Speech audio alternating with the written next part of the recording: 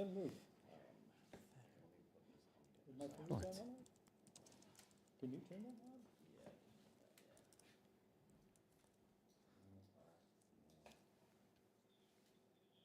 2 minutes. Got it. So you'll tell me Tom's got an update? Okay. Just gonna slide you over a little bit. Sure, I'm on wheels. Okay, good deal. Here. Loose.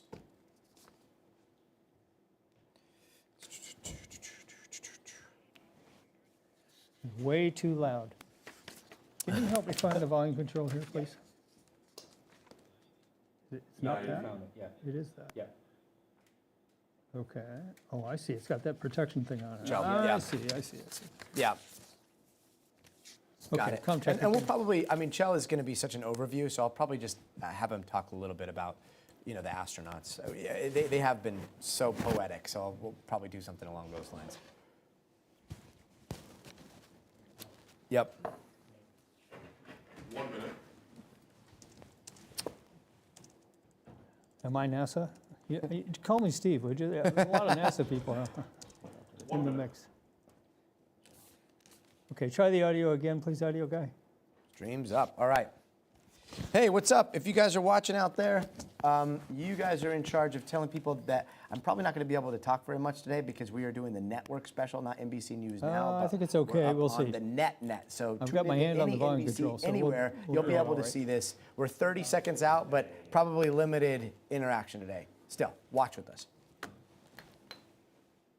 20.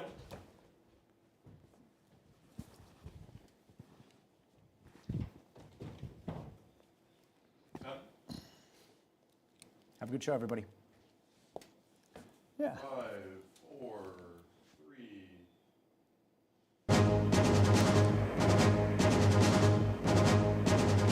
3. This is an NBC News special report.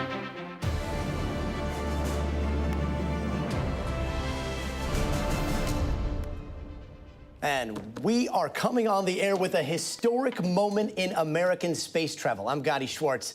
And any moment now, the 4 astronauts of the Artemis II mission are about to return to Earth, and their 10-day journey took them further from our planet than any human has ever traveled.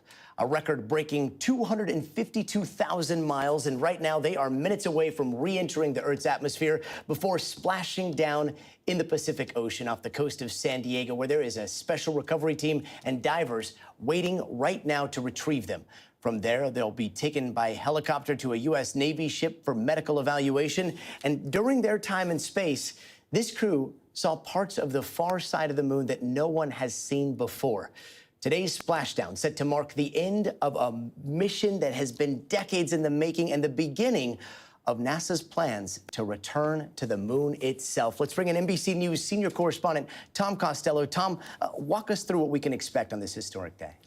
We are right now getting to the point where Orion, which is right now traveling at about 17,000 miles per hour, as I look down at my app on my phone, it is going to separate out from the service module. And when that happens, the service module will break away. Nobody's on the service module.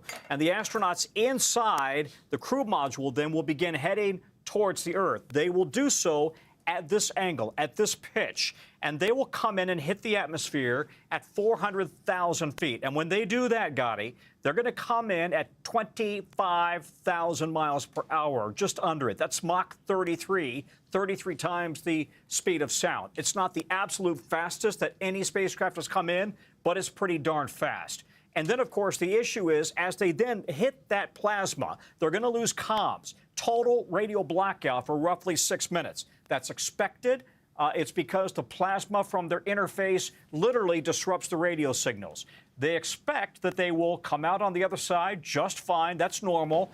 And then they will splash down. The parachute's deploying at 22,000 feet, slowing the spacecraft from 25,000 miles per hour down to a very gentle, soft landing in the Pacific at about 19 miles per hour. And mark right now, we are exactly 1 minute away from separation, as I mentioned, Gotti, separation between the crew module and the service module, and that's going to then set Orion on its way free from the service module and on its way on. It's already on re-entry, of course, but it really hits the atmosphere once it's once it's on its own trajectory. Yeah, we're seconds away from seeing that all-important heat shield. And Tom, I know that you're going to be monitoring the NASA feed, so feel free to jump in, interrupt at any moment, and give us the update, or maybe we'll listen live to NASA. But 30 again, seconds, more or less, we're Gotti. seeing right, Roughly 30 seconds to separation if we want to just keep an ear on NASA as well. And the shot that we have right now, as I understand it, Tom, the top part of the capsule is going to separate from that white part below NASA that we see right there, right? That the NASA is part of the module that's going to break apart, and then that disintegrates in the atmosphere. Is that correct? There it goes. Look, oh, there Crew it goes. module just Wow. broke free. Oh, Can I suggest we dip into NASA comms as well? Momentarily. There we go. Houston, good step on board. Wow. Houston copies and concurs. The European service module now separated from Integrity. A job well done. A reminder, Integrity is the name given to the Orion CD8 spaceship. Cautions. Those are SM related, not applicable. Integrity. just That is had a to work beautiful right. shot. That was incredible. And, you know, to see that heat shield, we just saw a glimpse of it, and yet there has been so much talk over the heat shield because of Artemis 1 and some issues with the heat shield during Artemis 1, and now we are in Artemis 2, and I think people assume that maybe there might be some overlap. But, Tom, the entry, the angle of attack, it's different this time, right? It is different. Pardon me if I pause when I'm listening as well in the other ear to NASA Mission Control. By the way, the female voice you hear is the sole voice communicating with the astronauts. The male voice. Until the rays burn. Again, this is the final tweaking of the orientation of Integrity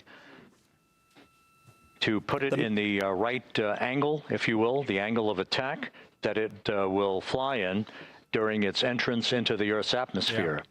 That's the voice of Entry Rob interface Navius, the voice of NASA for all of us who are listening. And the female voice is the capsule communicator, the only voice that the astronauts hear. And by the way, I would just tell you that the coat on the bottom here is called AV coat. It is supposed to ablate the heat, literally cause it to just kind of dissipate immediately and actually break up, if you will. And this is... on Artemis 1, they have more scarring and burning than they wanted to on the bottom, on the heat shield. So as a result, they've changed the angle of descent. It's going to come in a little bit harder and faster, but it will be in the heat for a shorter period of time, Gotti. And Tom, as we're listening to those voices from NASA, we do have a voice from NASA. Let's bring in current Deputy Director of NASA's Flight Operations Directorate, astronaut Kjell Lindgren. Kjell, thank you so much for being with us. I mean, what a crew, the very best of us. It seems like some of their descriptions were just poetry. How is NASA feeling about the success of the mission so far? Hey, Gotti, thank you so much for letting me join you all. We are so excited about this mission, starting with an incredible launch 10 days ago, an emotional trip around the backside of the moon, and here we are. We just saw the command module separate from the service module, and this crew is committed to that trip home and splash down in just a few minutes. We are so proud of the team that has been preparing for this mission for decades. This team that we have in mission control and in the engineering room, and this crew that we have on board. We were just talking about the heat shield. We got that glimpse of the heat shield, and Tom was describing the AV coat on the back side here, the side that needs to work perfectly as it now makes its approach. But how are you all feeling about the heat shielding going into this? Yeah, we are very confident. You know, this is what we do. We tested the heat shield on Artemis 1. We learned more about it and what implications that had for the Artemis 2 heat shield. We worked with our engineering team, our flight operations team, flight dynamics team to develop an entry profile that would be well within the capabilities of this heat shield. And we think it's going to do a great job of protecting the crew from the heat during re-entry as it goes through the atmosphere, and setting them up for a parachute opening and a soft landing in the Pacific. And I know you're very, very close to these astronauts. You're very close to this mission. I do want to ask, what's the part of this mission so far that has brought the biggest smile to your face? Well, you're absolutely right. Their descriptions of the moon were just absolute poetry. And two of the astronauts, so the commander Reed Weissman and Jerry Hansen, are classmates of mine. And I have very clear memories of going out on geology field trips with them during our astronaut candidate training. That's where we started learning the language of geology, and it's given them the tools, in addition to the training that they're doing right now, to be able to take that human experience, those human observations, and to communicate that back to our teams, science teams and flight control teams back here on Earth. These are the first steps, the very first important steps for Artemis 3 and then Artemis 4 and 5, when we return to the surface of the moon and continue this amazing exploration of the lunar surface and universe beyond. Yeah. The geology is going to be front and center when we build those lunar bases. Thank you so very much for joining us. And I also want to bring in a panel of space experts that we've got. With me here in the studio is former NASA astronaut Steve Robinson, who flew 4 space shuttle missions. We also have NASA astronaut Drew Feustel, who spent a total of 226 days in space on his 3 flights. Wendy Lawrence is a former NASA astronaut. She's a veteran of 4 space flights, logged more than 1,200 hours in space. Thank you all for being with us. And just to pick up the heat shielding conversation, Steve, you here, I mean, I've been following you around all day, asking you all kinds of questions. And the way that you were describing the skipping motion, the skipping that was done by Artemis 1 and the angle of attack, much more direct for this mission. If you could kind of walk us through what's the difference between Artemis 1 and Artemis 2. With Artemis 1, there was a skip entry, so they came into the top of the atmosphere, which is not a hard line. It's kind of a fuzzy top. Come in, build up some actual lift, and it comes back out of the atmosphere, and that allows you to change your downrange entry location. It gives you flexibility and options for that. But what happened was it generated some char layer, and that built up gases on the inside of the heat shield. And as it came back out of the atmosphere, that allowed the gases to still build up and actually pop off some of the heat shield from trapped gas. Now, with this one, we're not going to do a skip entry. We're going to come into the atmosphere a little bit more steeply and not come back out. The charring that we're talking about is called ablation. And it's sort of like burning. You know, we know what charring is, but what it does is it makes a porous surface for the trapped gas to come out. So that's why we think this is a much safer entry. Fascinating. We're looking at those images there. We've got a little model here. So if I understand this correctly, it skipped up, then it built up those gases, and when it came down, that's when the extra damage happened, right? But this is supposed to be damaged. It's just supposed to be damaged in a controlled way. So now it's coming straight in like this, and it will dissipate evenly. It's a very small difference, actually, but yes, the charring should be more porous and let the gas escape, and so it won't pop off. But let's be safety-minded here and think about Artemis 1. Even though it lost some more of the heat shield than was expected, it completely kept the temperature on the spacecraft within limits, so it would have been absolutely safe for a person. So they still would have been, sitting there in 75-degree weather inside of the capsule. And Stephen, let's go to Tom Costello real fast. I think we've got an update from NASA. Tom, what can you tell us? Gotti, they are right now about to go to their 180-degree maneuver. So they're coming in like this, 180-degree. They'll pitch up, and they'll come in like this. And when they pitch up at a 180-degree rotation, they expect a 1-minute loss of comms. That is not the 6-minute loss of comms that they will experience. The peak heating on this vehicle, when they hit 5,000 degrees, that is expected to be at roughly, let me look at my notes, we're looking at roughly at 7:54:52 East Coast time. 7:54:52 East Coast time, peak heating, 5,000 degrees on the vehicle. And then they will also be losing their comms for 6 minutes. We will get the comms back at 7:59:55. 7:59:55. So again, they enter the Earth's atmosphere at 7:53 Eastern time, 7:54:52, peak heating, loss of signal until 7:59:55. So they're right now in that stage where they're doing the 180 to come in with their heat shield up. A plasma time, 6 minutes. Incredible. I want to bring in Drew here. Drew, what is it like to be surrounded by plasma in space or in the atmosphere? Yeah, hey, Gaddy, nice to see you. And shout out to Steve and Wendy as well. It's great to see them on the show. We're all colleagues. What's it like? It's a little bit like Mr. Toad's Wild Ride. You're coming back to Earth, and you're coming back in a hurry. These guys are slowing down from Mach 33 to like 19 miles an hour before the water. And so that's a lot of deceleration. And once you hit that atmosphere, all the particles in the air start to race around the side of the spacecraft, and they get super hot, up to 5,000 degrees in this case, and then they start to burn essentially. So you're surrounded by flames, and we've all seen it on every vehicle that comes back out of orbit to Earth experiences that plasma buildup and that flame covering the windows and the whole side of the spacecraft. It's pretty crazy. And yet, Wendy, when you're sitting there in pressurized suits, what does that feel like? Well, it sounds like the Orion suit is much more comfortable than the suit that Steve and I wore in our last mission. That was not a custom fit suit. So you do your best to get the suit on, adjust your harness. And when we came back on the orbiter, the shuttle orbiter, we were actually wearing parachutes. So you do your best. It's not that much of a comfortable ride. Now, for the Orion crew, they're coming back in a different configuration because they're actually lying on their backs. They're in a recumbent position. When we returned on the orbiter, it was like landing an airplane. We were upright. Drew, I think you came back in a Soyuz, so you were recumbent as well. That's a better position for the body to handle the up to 4 Gs that the Orion crew is going to experience.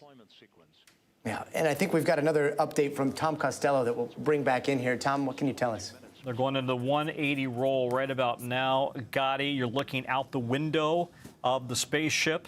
And as they hit, as you know, as they hit the atmosphere, it's going to get awfully hot outside with that plasma interruption and the loss of comms pretty quickly. So again, at 400,000 feet, at 7:53 is when they will actually hit the atmosphere. Look at that shot. The reflection of one of the crew members in the window. Guys, this is 21st century TV. You're looking at in the Pacific. The weather conditions amazing remain images. go.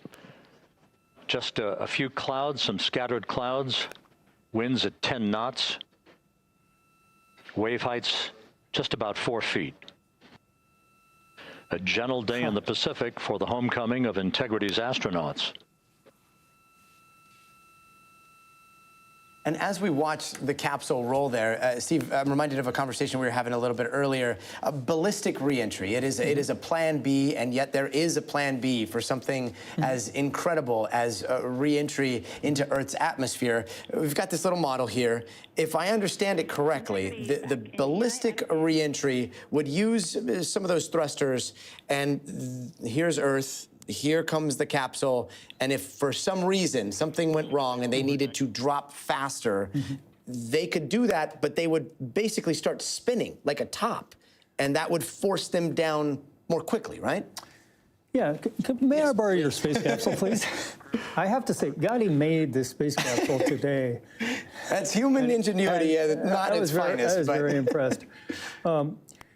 For the normal, you would think a capsule would come in like a rock, but it doesn't really. It actually has a little bit of lift. There's a little bit of force as it comes down into the atmosphere this way, which makes its trajectory a little more gentle. If you had to, you could just spin it like a football.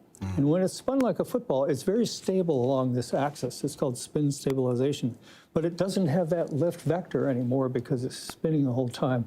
And it just comes down at a much steeper, higher G entry, but it's still safe. It's just higher G. Everything we try to do, we always try to have some sort of backup plan. Here's your space. Thank you so much. Now astronaut hands have touched my space capsule here. Tom Costello, you've got an update for us, right? Commander Reed Weissman just reported they are now configured for re-entry. And as you can look out the window with the reflection of the astronauts there in the window as well, you can see that they're getting closer and closer to the Earth's atmosphere. Let me give you a real-time check on speed, Gotti. They're currently at 23,000 miles per hour. Again, their top speed will be 24.5, more or less. And at this minute, they're 635 miles away from Earth. So they are moving fast here. At that point, will be 1,701 nautical miles. Wow. Yeah, the Tom, total let's listen in for a miles little bit on here. this mission, total miles traveled is nearly 700,000. So, of course, we mentioned it's 252,000 miles to the moon and back. Keep in mind they did some elliptical orbits around the Earth. So total miles traveled, almost 700,000. Some 24 seconds Incredible. after entry interface, listen we here do expect to to lose Mission Control as they are communications with the vehicle communicating and the here. crew during a 6-minute blackout period, when a plasma shield will build up around the spacecraft due to the ionization, due to heating effects. And Flight Dynamics has just confirmed we will have a blackout period of exactly 6 minutes in duration. And once again, that's due to the fact that a plasma buildup around the vehicle will prevent communications and data, so we will not be able to talk to the crew members at that time, nor will we receive data here in the flight control room. Houston, everything's looking good on board. Just confirm no pre-EI downloads. Houston concurs.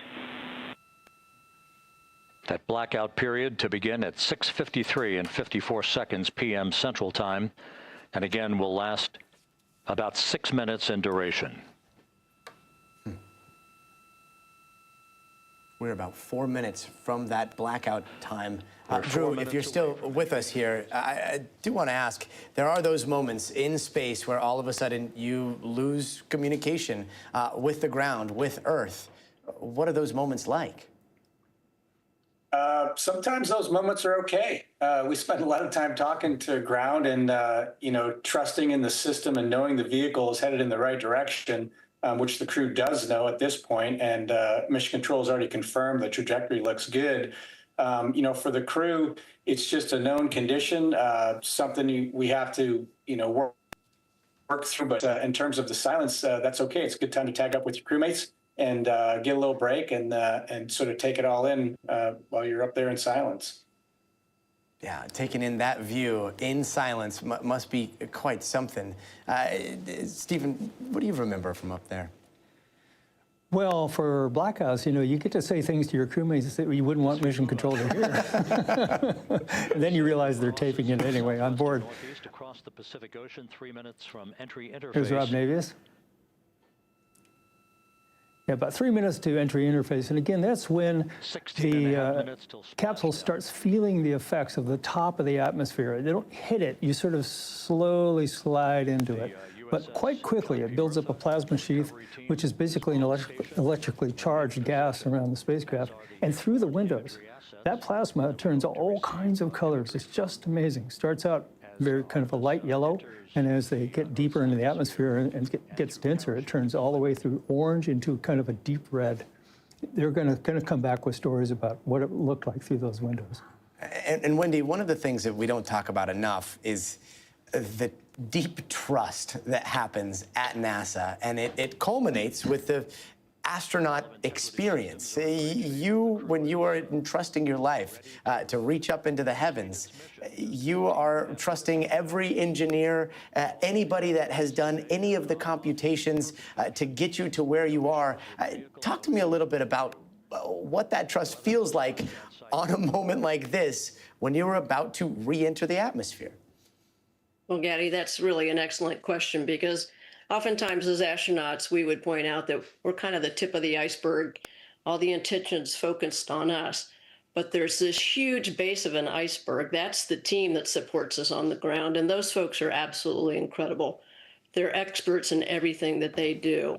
And yes, we completely put our trust in them, and they earn it day in and day out. And without that trust, I don't think we would have the confidence to go in space, but we have the privilege of working with them on a daily basis. They train us, they teach us everything that we need to know. They make us practice everything just to make sure that we are completely ready. But yeah, without that team on the ground, none of this would be successful. So this is a great opportunity to recognize them as well. And speaking of the ground, we are so close to that re-entry. I do want to check in with NBC's Liz Kreutz. She's at the coast in San Diego. Liz, look, you were on boom patrol. If you hear a sonic boom at all, please interrupt and tell us boom, boom, and I want to know what it sounds like there in San Diego. But any booms so far? No booms yet. We're 4:52. I was bringing up a clock with seconds on it, so I'm totally prepared here. But you can see here in San Diego all of the people that are gathering, trying to get a view. We're all trying to figure out exactly where we might see it. The Navy told us it's going to be coming down kind of from Hawaii south. So because of that, we're trying to look northwest. We'll see if we see it. It's 4:50. 3:17. I don't think we felt any boom. I don't think we felt anything. Do we see anything? You're still 10 seconds Everyone's away. Looking up. You still got a few 10 seconds away. few seconds here. Oh, my clock is wrong. My clock is wrong. You guys need to tell me when. We're looking. Everyone's watching. Any moment now. Entering the Earth's atmosphere. We're at crossing the threshold. Traveling 34,800 feet per second. And they have entered into the Earth's atmosphere. And you're starting to see flickers. Wow. 13 minutes, 10 seconds. Did you guys see anything? You're seeing a glow there. Oh, look. Is this illumination? Everyone's looking plasma up. here? And there's your blackout. And there's our blackout. Everyone's looking up. We're all Liz, we've hoping. gone black. This will be a 6-minute blackout period.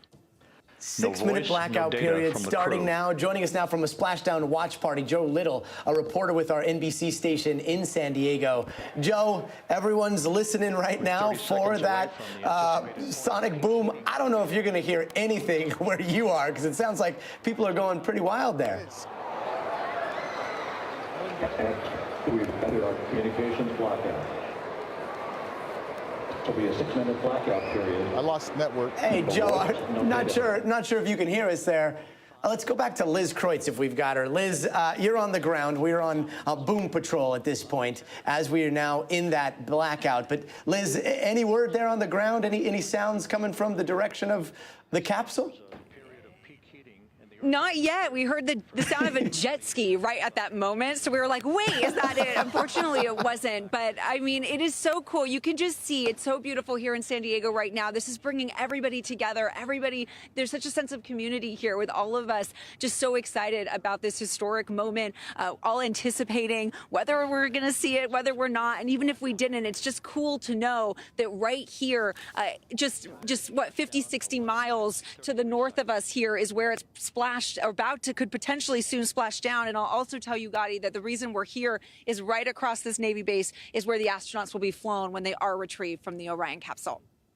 It's coming towards you hot there, Liz. Thank you so very much. Let's check in with Joe Little. He's a reporter at our NBC sister station in San Diego. Joe, it sounds like people are getting pretty excited there. What are you hearing? Time to blackout down to 11 Gotti, minutes. it is a party here at San Diego's Air and Space Museum. I mean, my buddy behind the camera is going to zoom out and show you all these kids. This is a rock concert. We have young kids, we have their parents, we have their grandparents. And when we just had that first little countdown, the kids were chanting. It was so much fun. Who here is excited about Artemis 2? We're all looking up. There's an atrium here in this museum. We're all looking up, waiting to hear the sonic boom ourselves. But we are sitting here watching these people. This is a sellout crowd. The crowd, there's a line outside that's wrapped all the way around the building just to get in here for this moment to share with all these people. They're waiting, anticipating, just like all of you at home, just like you, Gotti. And I'm personally excited because this is just fun to be here with the people who are excited about what NASA's doing. Gotti? Joe, shake as many of those little hands as you possibly can, because those are going to be future astronauts.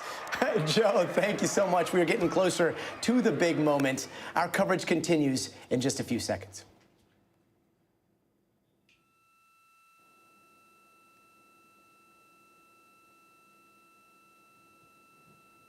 Flight Dynamics reports that airborne assets in the vicinity of the splashdown zone do have a visual on integrity. Still 2 minutes and 40 seconds left in our blackout period. Time to splash down, 9 minutes, 35 seconds.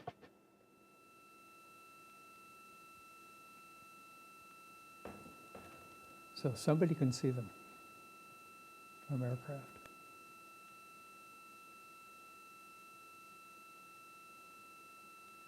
Multiple airborne assets as part of the recovery team all have visuals on integrity. Oh, wow.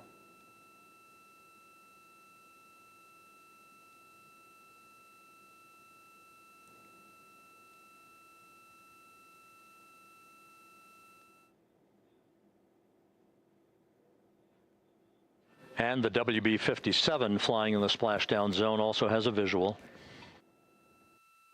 That's a NASA high altitude aircraft. And the Navy helos also have visuals.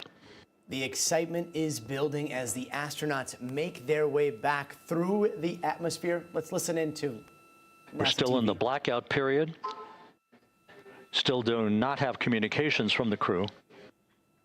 The excitement is building as the astronauts make their way back. Let's listen into NASA TV for a few moments here.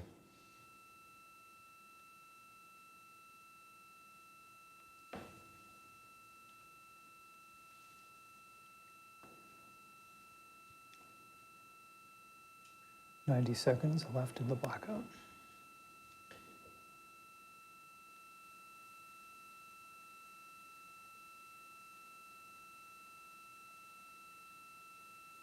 And what we're seeing here is a visualization. We are still We're in the standing by blackout for right now. communications from the crew. We should be out of the blackout period less than a minute from now. In 1 minute, hopefully we'll hear that communication reestablished, but we've been hearing NASA talk about having a visual. So they do have a visual of the capsule as it is now making its approach to splashdown. Any moment now, we should hear. I've seen capsules enter. We are It's a now firewall. processing data from integrity. And Stephen, if I can bring you in here, you have seen. Hold on, let's see here. We should just be coming out. They said they're getting data from integrity. Landing and support officer reports the small boats are en route to the splashdown target zone. I want to pause now for a moment.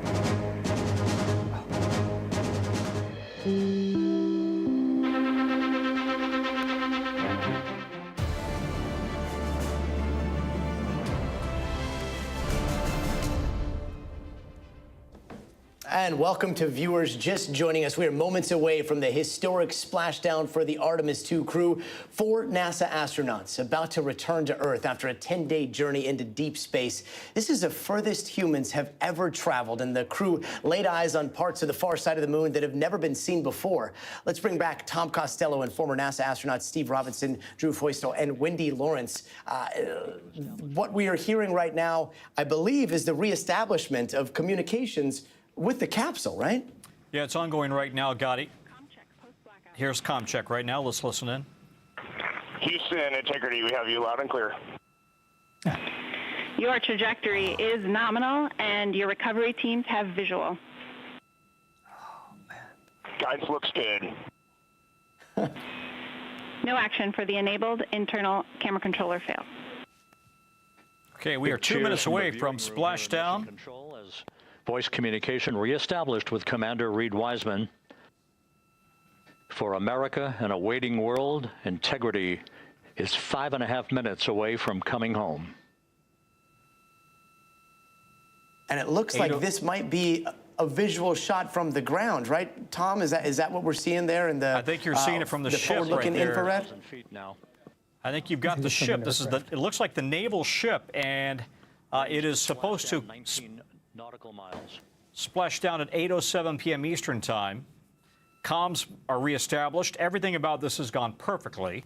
And already the Navy helicopters are mobilized. Divers are ready to immediately jump in and assist the crew. They will inflate big rafts around the spacecraft, as they did back in the days of Apollo, and help the astronauts out onto what they call the front porch, really just an inflatable ring around the capsule. Impact to the camera controller fail There it is. No Cab 1 views of the Look at chute. that.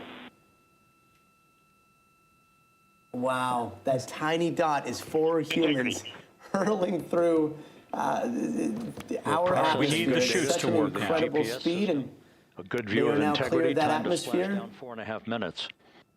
8:03:22 Eastern drogue Time. chutes. Is when the chutes will begin deploying. 8:03:22 And is a when the view of chutes will integrity begin from deploying. the WB-57. We're at We're 50,000 moments feet. away from that. And we're going to see two sets of chutes, right, Dom? In total, 11 chutes, but you're right, they come in sequences. The first will begin, look closely. In 22 seconds. Yeah. First, you'll see the chutes at the very top of the ship. Pyros are armed for forward bay cover jettison.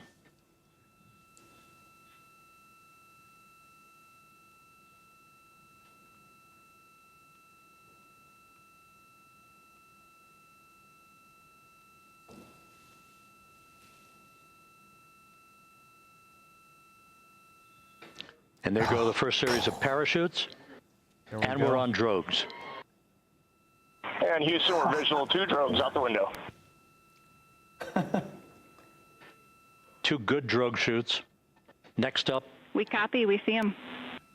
the deployment of pilot parachutes that will pull the main chutes out. Time to splash down 3 minutes and 10 seconds.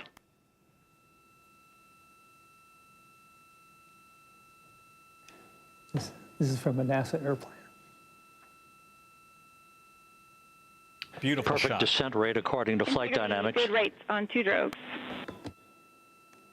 We see the same on board.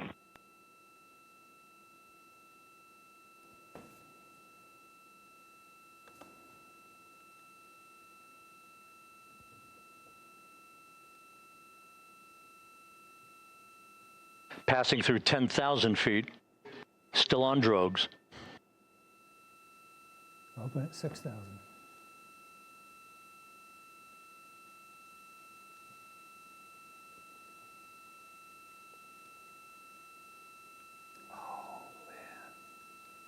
Main chute deploy. We're at 5,000 feet.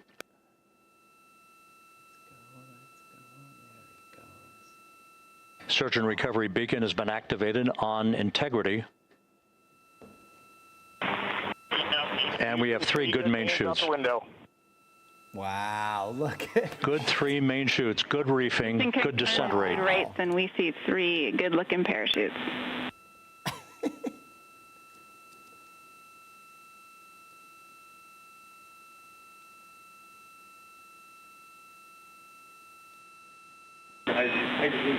Integrity. Cabin pressure indicates no need for hydrazine checks. This is infrared, and the cabin's still hot. That's why it's glowing like that. This is a perfect descent for integrity. Its crew sounding hale and hearty on board.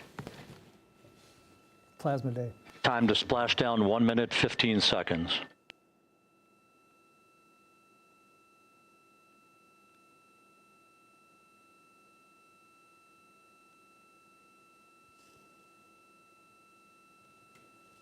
Integrity about to complete a journey spanning 694,481 miles from its launch from the Kennedy Space Center back on April 1st, and a trip around the moon.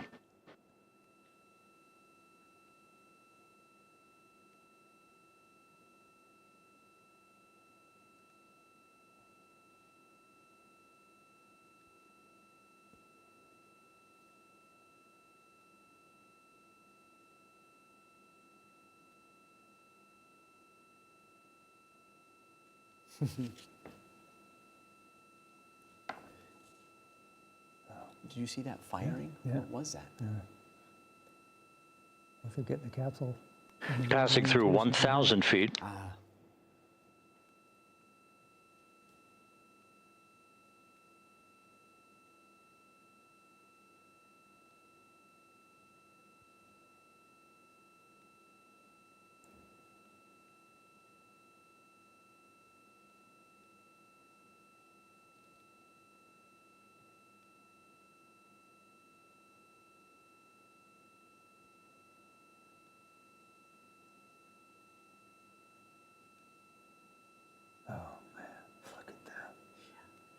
How close do you think they are to target? Oh, I don't know. We haven't heard anything about that. Integrity splashdown, sending post-landing command now. Splashdown confirmed. Copy splashdown. Waiting on VLDR. Splashdown confirmed at 7:07 p.m. Central Time, 5:07 p.m. Pacific Time. From the pages of Jules Verne to a modern-day mission to the moon, a new chapter of the exploration of our celestial neighbor is complete. Integrity's astronauts back on Earth.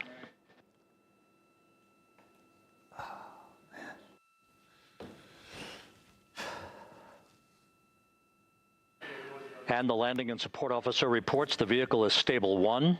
We still will be deploying the crew module uprighting system to maintain that orientation. Back on Earth, bobbing there in the Pacific. Those astronauts once again feeling the effects of gravity. Stephen, we're watching this. I can see you getting I was hoping you wouldn't ask me to say anything. but you know, seeing these astronauts on the ground and seeing this new chapter before us when it comes to space exploration, what's going through your mind? Yay, human race. Look at all the things that had to happen just right. You know, their entry window was about 1 degree. They had to hit that just perfectly, and everything we just saw had to happen perfectly. It did. They're back, they're safe. The unofficial splashdown time, 7:07 and 47 seconds p.m. Central Time. We'll get that refined for you. That would put the end of the mission at a mission elapsed time of 9 days, 1 hour, 31 minutes, 35 seconds. This mission over, and yet so much more to come. Drew, I want to bring you in here. You know, one of the things that we hear throughout the day today, and it is one of the most delicious words in the English language, on a day like today, is nominal. And we heard that again and again and again. It seems like all systems were go throughout this entire mission, with maybe the exception of the first few days in the head up there. But as we see these boats, these fast boats, make their way to the capsule, what's going to happen next? Well, recovery is next, right? The crew will stay in the capsule, and they'll slowly bring the big boat around. So this team is going in to make sure everything's stable. The chutes have come off, which they have. We saw them laying there, and that the crew looks okay on the inside. And then slowly that big boat's going to move in, and eventually they'll attach they'll connect the capsule to the big boat and Mirtha, and it'll actually pull it into its lower decks. And at that point, they'll extract the crew once they're safely on board. So a lot still has to happen. It takes a little while for them. I think they're in this spacecraft for like an hour. And Tom, I know you're listening to all this, and now all of a sudden we see a flurry of activity here on Earth. You see those boats racing out to that capsule. You know, this is now the moment in which gravity has done its work, physics has done its work, and now it's back in human hands, getting these astronauts safely on board the ship, right? Well, you know, my very first reaction to all this was, wow. I mean, congratulations yet again to the brain power and the engineering expertise at NASA.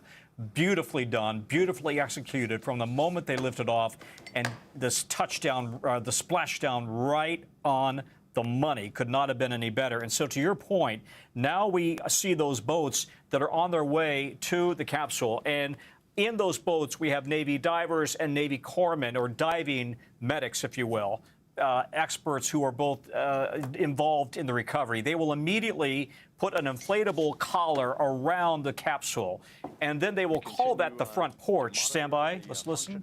The CMOOS system, the airbags are being inflated to maintain a stable 1 or upright configuration.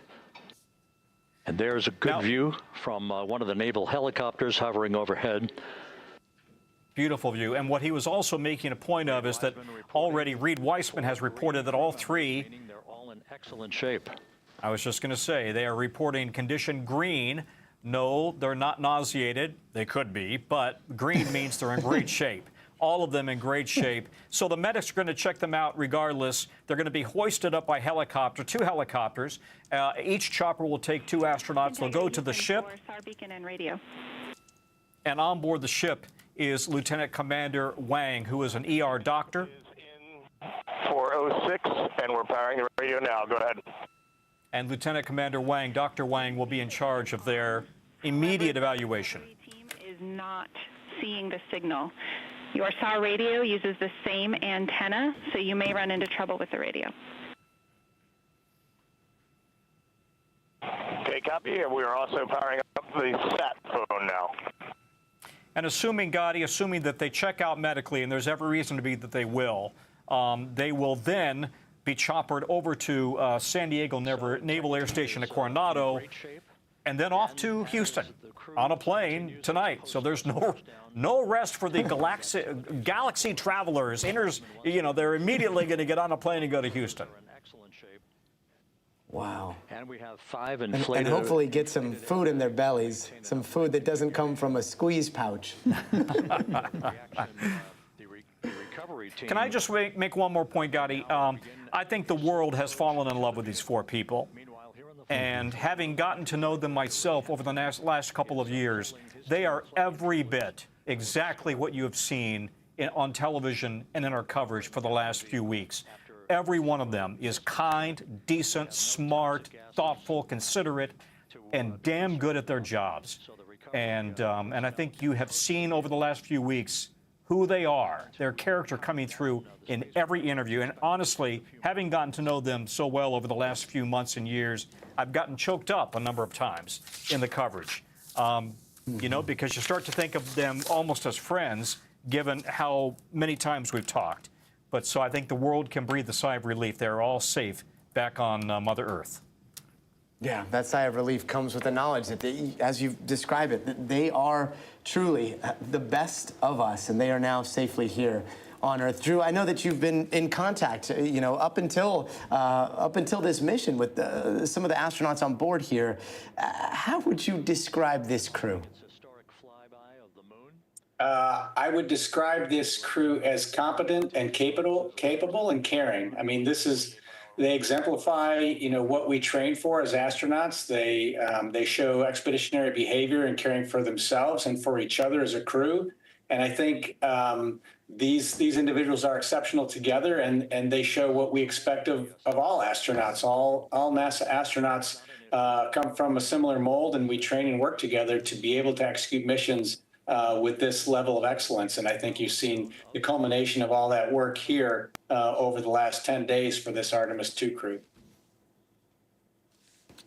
And Wendy, I've been struck by the prose that has come from so high above us. It almost feels like we're listening to poets as they are on, near the lunar surface, and just to hear their words transmitted across this void and have it resonate with so many humans. This is something that has been your life's work, and yet, how has it made you feel? I had the opportunity to be at the visitors complex at the Kennedy Space Center, and there were tens of thousands of people there, and they were just enthralled by listening to the crew. I think this moment has really resonated around the world. And yeah, this is a superb crew. Not only are they technically competent, but they have an amazing ability to communicate with us back on Earth. I am of the generation that remembers Apollo, and I'm wearing this blue jacket because of the impact the Apollo program had on me. And thanks to this crew, I think there are millions of kids around the world who are going to be similarly inspired. Yeah, there is the Apollo generation. There is the Artemis generation. And Stephen, now they are almost one and the same. We are all part of this Artemis generation, right? We are a spacefaring species, and I think something like this, it's great. It's great for NASA. It's great for all the contracting companies. It's great for the people. Great for the United States. But more than anything, it's great for us as a people. It's something that brings us together in times when there's a lot of bad news on the news. This is something that we can all be proud of, aspire to. And kids today, they know we can do this. So they have to be thinking, what can I do? And then this is something that we have all contributed to in one way or another. Drew, and yet there is so much work to be done. I know that you're working with VAST right now, but there is an entire new frontier of space exploration, space industry to come. How do you see the next few years unfolding? Well, I mean, this mission was very intentional to send humans back around the moon and open up the pathway for us to send additional crews for the Artemis 3 and 4 flights, and we have those capsules built already. NASA's working on with contractors on the landers and, of course, a spacesuit. But, from my perspective, this is the start of a new era where we put humans on the moon to stay with operations and capability and habitats, and where we start to commercialize low Earth orbit space as the space station moves towards its retirement. We'll get into that new sector of space where we're talking about commercial and private industry as service providers, and then allowing NASA to start to explore the moon, which is, what we've been trying to do for the last decade or two. We're finally back at it. It's really great to see this, the start of a new chapter. And Wendy, the big question, the question that so many people are asking when they come down from the awe that we have just seen is a timeline. We have an ambitious timeline in front of us over the next 2 years, possibly back on the lunar surface, for the beginning of what could be lunar bases or a lunar base. Do you think that's realistic? I certainly hope it is, but it's not going to be realistic if the budget doesn't stay set and NASA doesn't get a continuous flow of money. That's the challenge, unfortunately, when you work for a government agency and you don't get the budget you request, or you don't get the budget that you requested on time. But yes, there's a lot of work to be done to be ready for the the Artemis 3 mission. Testing out the landers, that's going to be a big challenge. It sounds like the two contractors are ready to step up. They've submitted their revised proposals to NASA. With the success of the Artemis 2 mission, I think the astronaut office will feel comfortable in assigning the Artemis 3 crew, and that crew has got a lot of work ahead of them. I know that the Artemis 2 crew is going to give them an immense amount of knowledge. The crew will come back. They will be immersed in doing debriefs, but that transfer of knowledge will be critically important for the Artemis 3 crew. And that momentum, we'll see how far it carries. But I do want to bring in Tom Costello here as we watch these boats approach the capsule. Much, much closer now. Tom, what are we seeing? Let me just... let's just continue to dip in and listen. Concur. We haven't had anything come through. So here's what's going on. The master diver will be the first to approach, as I understand. He or she, we believe it's a he, is in one of those Navy boats right there. They've had some issues with their USAR, search and rescue satellite phone, not working quite right. And Houston, if you could relay to recovery that we hear them, but it does not appear as though they are hearing us. This is not going to in any way impact their safety, but it's just a glitch as they coordinate with the master diver. And Reed, just to confirm, you are pushing the PTT on the radio. Oh, there's the technical support, the commander Tom. of the space. Yeah. Now that would be embarrassing if the commander of the of Artemis is being told push the button to talk. The communications between integrity and the recovery. In this moment, again, it sounds like things are complicated a little when it comes to the communication back and forth with those that are right next to them on the water. But Tom, let's just recap here because we have seen some issues. We saw some issues with the toilet. We saw some issues with Outlook. And now a little bit of issue with the radio, but nothing in terms of critical life support. And yet it does show you that there are always going to be some gremlins in some system, right? Listen, as I continue to listen. We are going to attempt to call you. Okay, good. So here's the problem, guys. They don't want as I understand it, they don't want the divers touching that ship until they power down. And that's what they're dealing with right now. We are pushing the push-to-talk, the two buttons on the left side of the radio below the up-down arrows. We are utilizing them. I'm rebooting the radio to see if we get good comms. I mean, literally, they're talking about a handheld, portable, walkie-talkie type radio, sat phone, and just to sat confirm, radio. You are seeing that you are touchdown plus 3030 for power, correct? So that's it. The power, they want to power down before they get the Navy divers touching that ship. But to your point, it's such a minor glitch. It's, you know, after a flawless mission, it is such a minor glitch. Obviously, they're going to be fine. The toilet issues have been a real pain. You know what I'm saying? It's been very difficult for them. Mission control here, call the crew on their satellite phone. This all part of the coordination for the power down of the vehicle that will initiate the actual recovery operation. The first boats with the Navy divers on board are standing by, waiting to close in on Integrity to begin the process of erecting the large inflatable raft that's called the front porch that will be where the astronauts are extracted from so that they can have a few minutes to get their land legs back before they're hoisted aboard the Navy helicopters for the flight back to the deck of the USS John P. Murtha. Cannot reply. So finishing up just one sentence or two on the toilet issue. Listen, it's not, we may laugh about it. It's no laughing matter when you're in space for 10 days and that thing's malfunctioning. And it's the dinner hour, so if you really want to know more, you can Google it, and there are lots of descriptions about what the problem has been. Thankfully, they're all back, but they clearly got to work that out before the next mission. It is, in fact, one of their higher priorities. They've got to work that out. Please don't reply. NRD, very weak. And Stephen, if I could bring you in here, it is such a wild juxtaposition to hear about little problems like this, and the juxtaposition of technology that we're seeing. Some of this technology dates back to Apollo. Some of this technology we've had since the 60s, and yet we also saw them with cell phones in their pockets, those iPhones.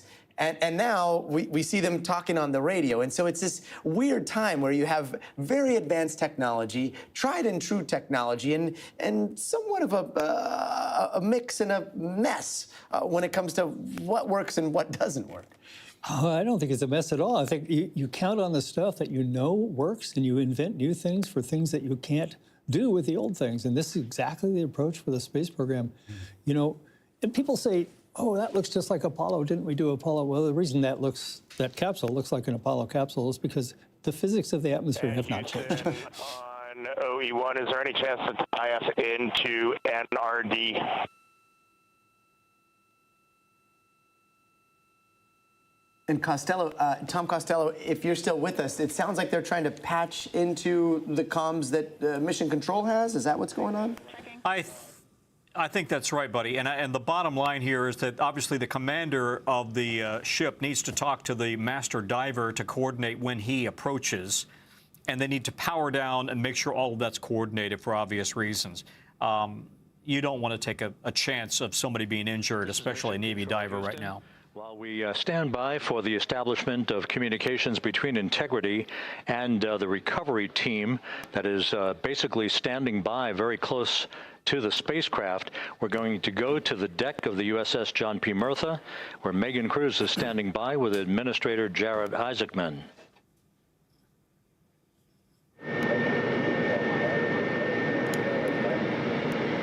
Hey, Rob, yeah, just such an honor to be able to be here on the ship, to be able to share and experience this moment with everyone together. And of course, as you just said, yes, here with NASA Administrator Jared Isaacman. Administrator, how did you feel getting to witness this and seeing NASA at its best?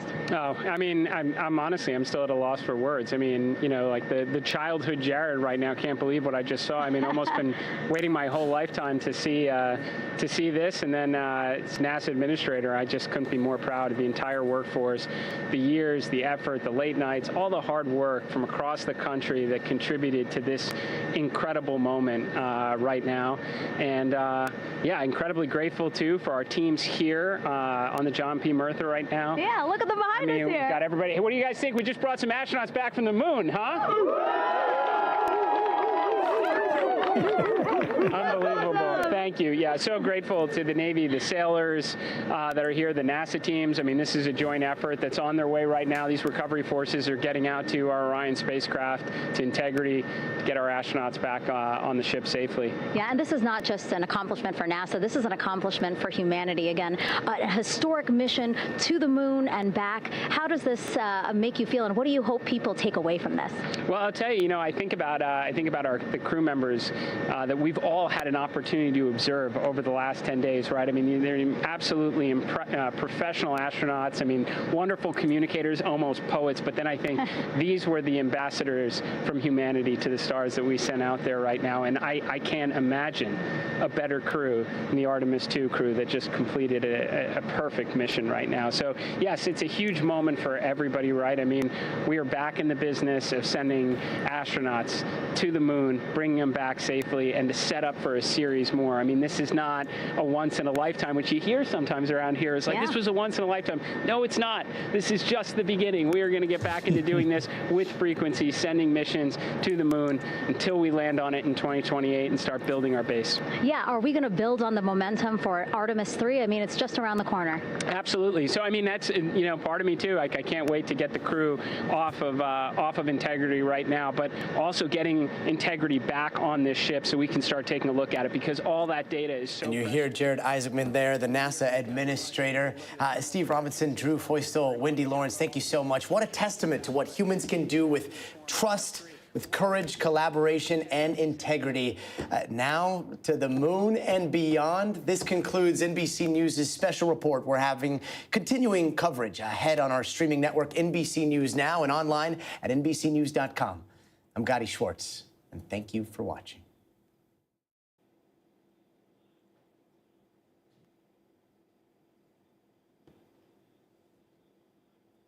What we can accomplish together with our international partners. What do you think about the fact that we're going to keep doing this more and more and more?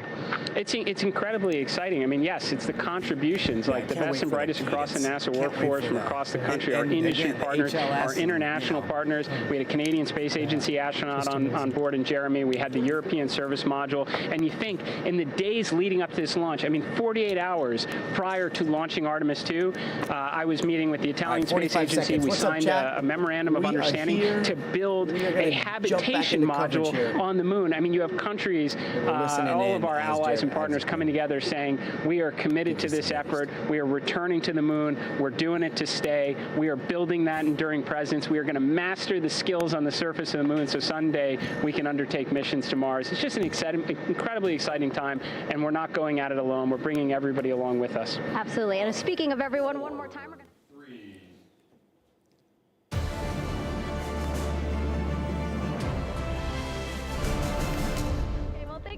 Administrator, appreciate you being here. We're, of course, going to stay on. Hey there, I'm Gotti Schwartz, and if you're just joining us, history was just made moments ago as the 4 astronauts on the Artemis II mission just splashed down in the Pacific Ocean on their return to Earth. We're hearing that they've got 4 astronauts, 4 green astronauts, meaning everybody is in good condition. And right now, a special recovery team and divers are working to retrieve them. After that, they're going to be taken by helicopter to a U.S. Navy ship to get checked out by a medical team. This is the grand finale we have all been waiting for after a historic 10-day journey around the moon and back, traveling further than humans have ever traveled before. That mission capturing stunning images of the far side of the moon, something we have never been able to see in its totality like we did. And there are other breathtaking pictures of our little planet Earth, that beautiful miracle from hundreds of thousands of miles away. This record-breaking flyby now becoming the first major step in NASA's plans of landing humans on the moon again and again and again, and eventually establishing a base there. Now, in the last few days, the world has been moved by these 4 astronauts, from the Spotify playlists to the space selfies. This team has provided us with more moon joy we could ever imagine. Let's listen in to the recovery efforts now as they try to get to those astronauts on board that capsule. With this team until the crew has been extracted into the front porch, that inflatable raft that will be erected along the side hatch of Integrity. So we're standing by for that in the next step in the recovery procedures. But everything is in great shape, and we have 4 healthy crew members on board the vehicle.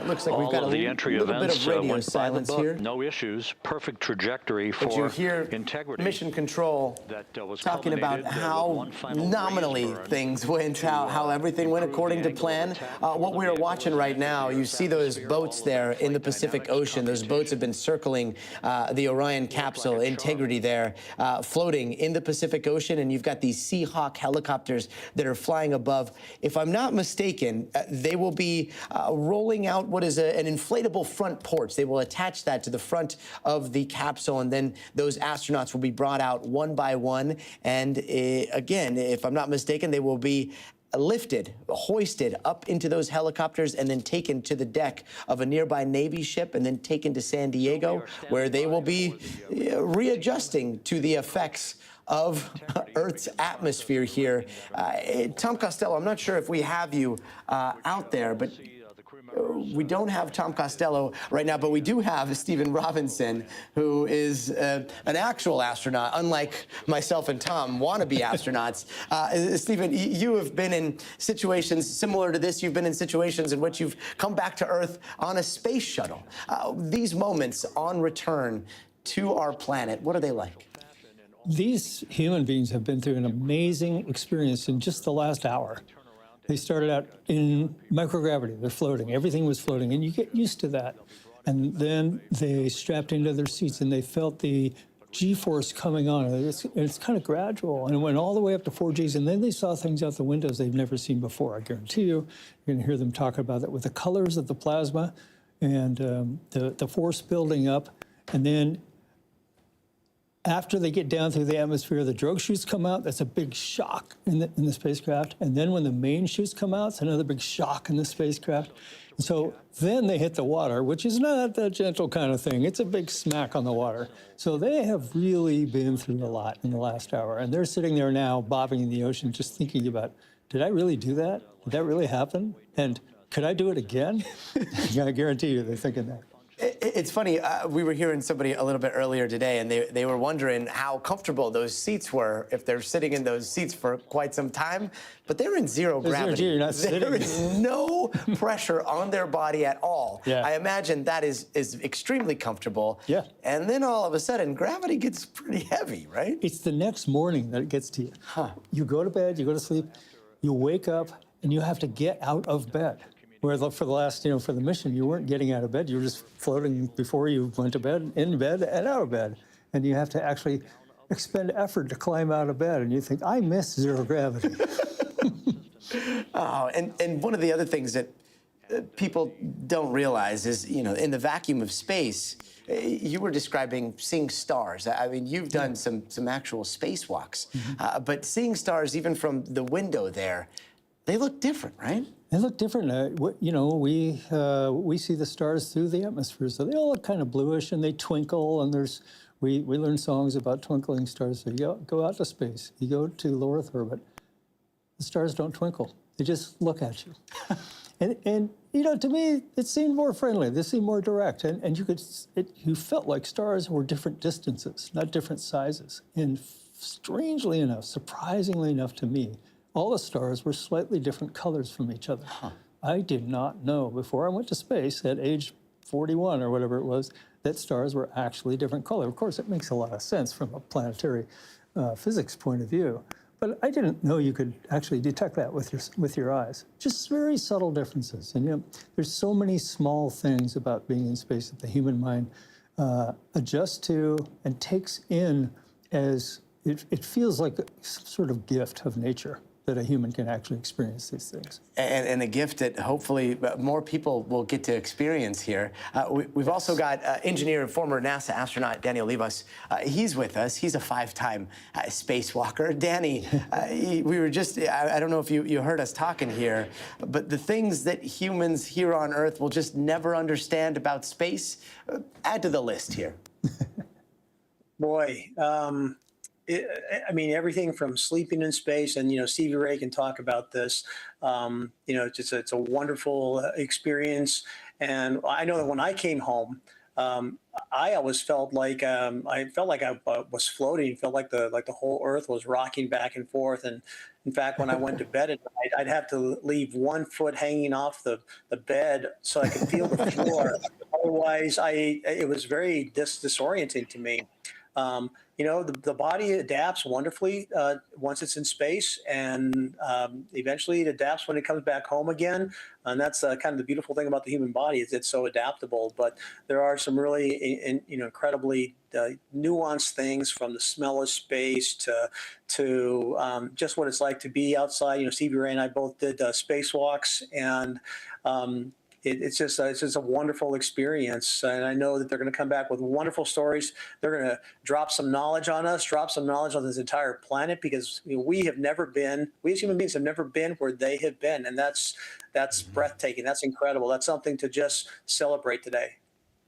Yeah, and drop some knowledge and drop some eloquence, which is what we keep hearing from the far side of the moon. It's been pretty wild. Tom Costello joins us. Tom, you've been monitoring the mission to recover those astronauts, get them on the deck of that ship, and then get them back to terra firma here. How's it going? Yeah. What's the latest? By the way, I had to leave you momentarily to go over to NBC Nightly News, Gotti, so I apologize. I don't want to repeat something you just said, but we're now waiting for the divers to approach, because they needed to power down the ship before the divers actually touched it. And we're in the process of seeing that right now. It looks like they're getting closer. And again, at the risk of repeating anything you said, the divers include medics who will do a quick cursory check of the astronauts inside the capsule. But we've already heard from Commander Reed Weissman that all 4 are green. And that is not a commentary on how they're feeling. It is that they're all in good shape.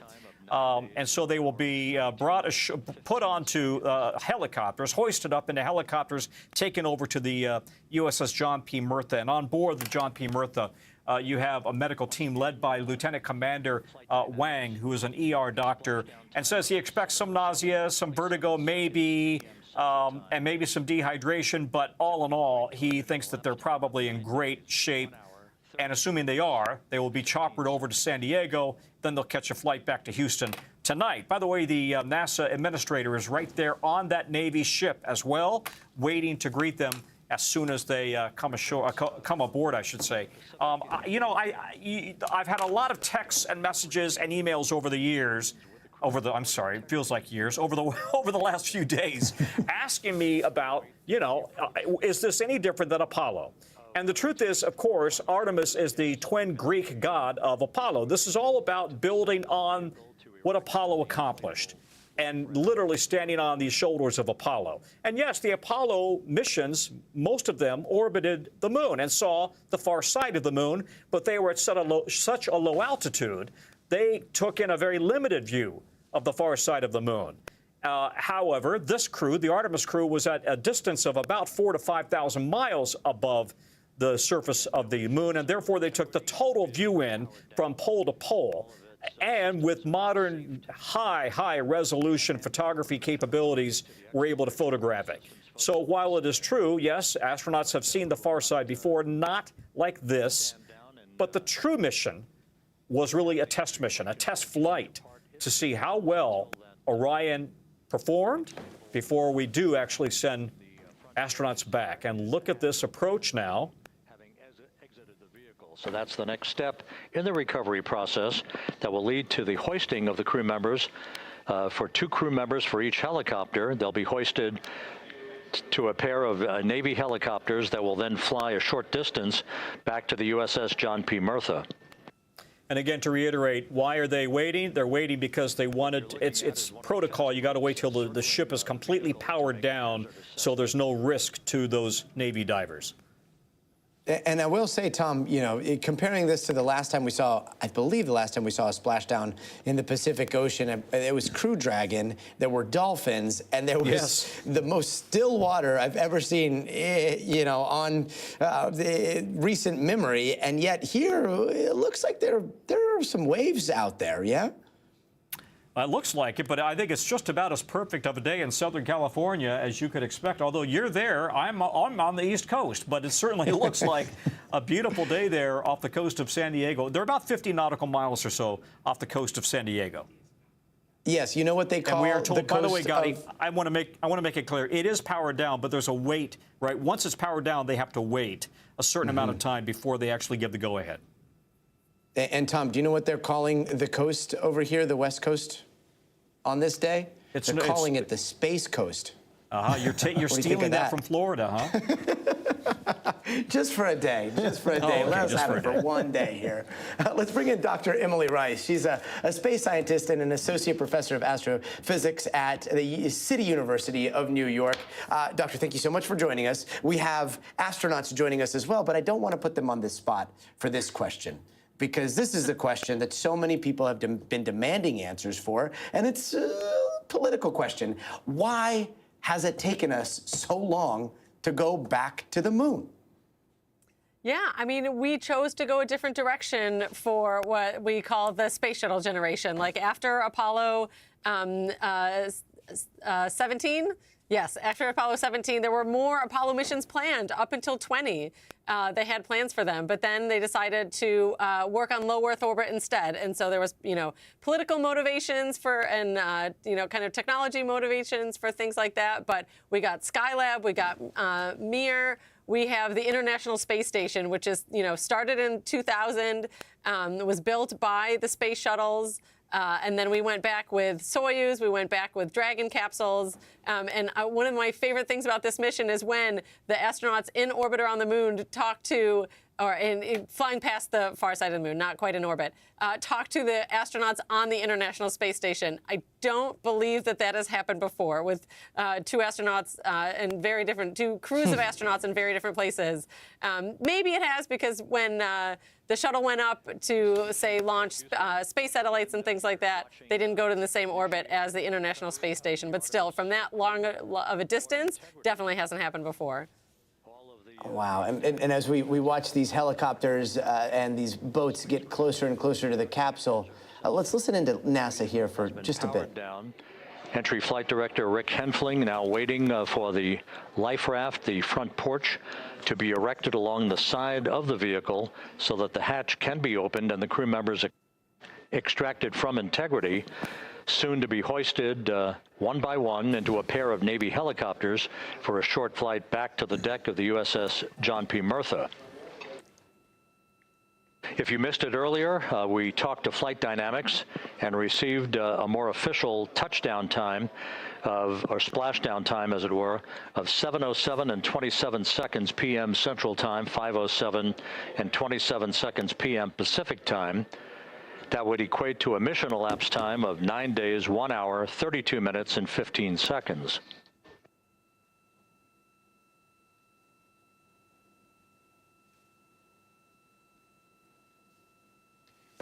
And this is a mission that has been such a long time in the making. Even those boats, those fast boats that are approaching the capsule and waiting to make first contact with those astronauts. I want to bring in Liz Kreutz. She's in San Diego. She's been monitoring all this, and she's been talking to some of those service members who have been preparing for this day. Liz, if you can hear me, what does that preparation look like? Yeah, hey, Gotti, we had a chance to talk to the Navy colonel from the Marines who is organizing this entire recovery mission that we're watching right now. And it was just amazing to hear from him the preparation, no surprise, that went into this. Well over a year of training meticulously every single part of this recovery.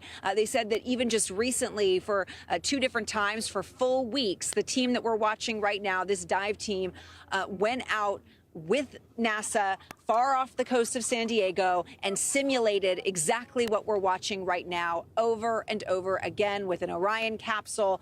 To the point where they basically could do this in their sleep. These are the best of the best. And they were saying, really, it's only the Navy, the U.S. Navy, that can do something like this. And it's no coincidence that San Diego is the place they chose. Of course, as Tom mentioned, it is a beautiful day. It is classic sunny San Diego weather, which is perfect and much needed. But it's also really about this incredible collaboration between the Navy and NASA that's evolved. And they work together in tandem to what we're witnessing right now. And it's hard because the sun is just this way, so it's a little bright, but right here across the way where we are is Coronado. This is the Navy base, and this is where after they are hoisted onto the recovery ship and they are evaluated medically, this is right here where they are going to be brought in those helicopters. And then from here, if they want to spend the night here, they can. We wish they would, but it sounds like they want to get home to their families and most likely are going to fly home from here to the Johnson Space Center tonight, Gotti. Yeah, very, very understandable, and unclear what we're seeing there. But it looks like there might be a flare or something that is giving some signal or some smoke off in the water. I'm not sure if we have Tom Costello, but Tom, what is this? What is this smoke coming from the ocean? You know, I can't answer that, buddy. I think it's probably just a flare for wind direction for the choppers and the crews. But I'm a novice, and I don't profess to have any naval expertise at all.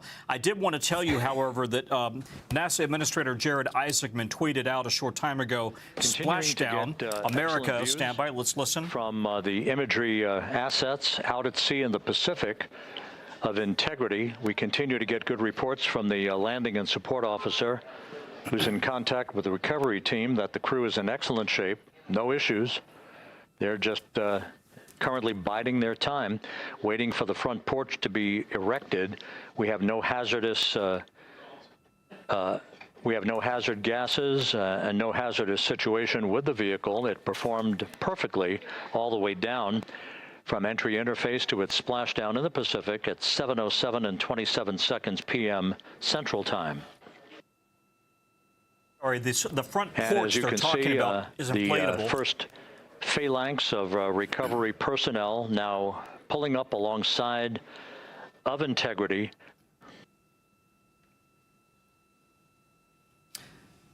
I was going to say the front porch is quite literally an inflatable collar that they will put around that ship, around the capsule rather, and then bring the astronauts out onto that collar, out onto that front porch, as they call it. Can I finish the tweet from Jared Isaacman, the NASA administrator, saying America is back in the business of sending astronauts to the moon and bringing them home safely. Reed, Victor, Christina, and Jeremy did an outstanding job. These talented astronauts inspired the world and represented their space agencies and the nations as humanity's ambassadors to the stars. And reiterating that this is a test mission as they hope to return astronauts to the moon as soon as 2028. Now we are seeing that boat filled with service members at this hour make its way to the capsule. The vehicle has been powered down. There's no hazardous gas emanating from the vehicle. That's why the first team of recovery personnel has been able to pull alongside integrity. And the reports continue to come in that the 4 astronauts are in excellent shape.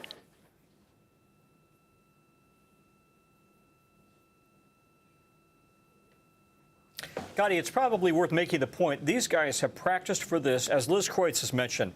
They practiced for this not just for weeks, but for years, because they were also involved in the Artemis 1 recovery. And this is a very complicated mission. And to approach that ship, and in the event that there were any hazards, to know how to handle that. And of course, you're on an ocean, so all of that is not something you just jump into the into the fast boat and run out there. They practiced and practiced and practiced all of the procedures, including if one of the astronauts were in the middle of a medical emergency, how to expedite help to him or her. But again, everything has gone perfectly. And Tom, do we know who's coming out first? I read earlier it was Christina out first, then Victor, then Jeremy, and then Reed last? I know Reed is last. I know Christina is first. And I'm sorry, I don't have my cheat sheet on that particular issue. You would, of course, ask me that question. I don't have my cheat sheet on that issue. But the commander is coming out last. I know that. And they're going to be hoisted one up to one chopper, then another to another chopper, and then again a third to the first chopper and a fourth to the second chopper. And the medical evaluations, those come next, right? When do they get a little bit of time to finally take it all in?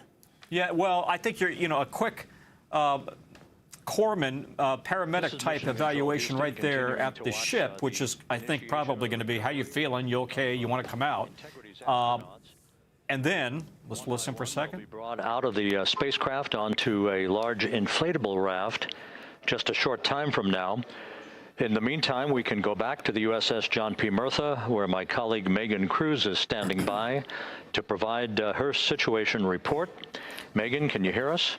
This is NASA TV we're listening to.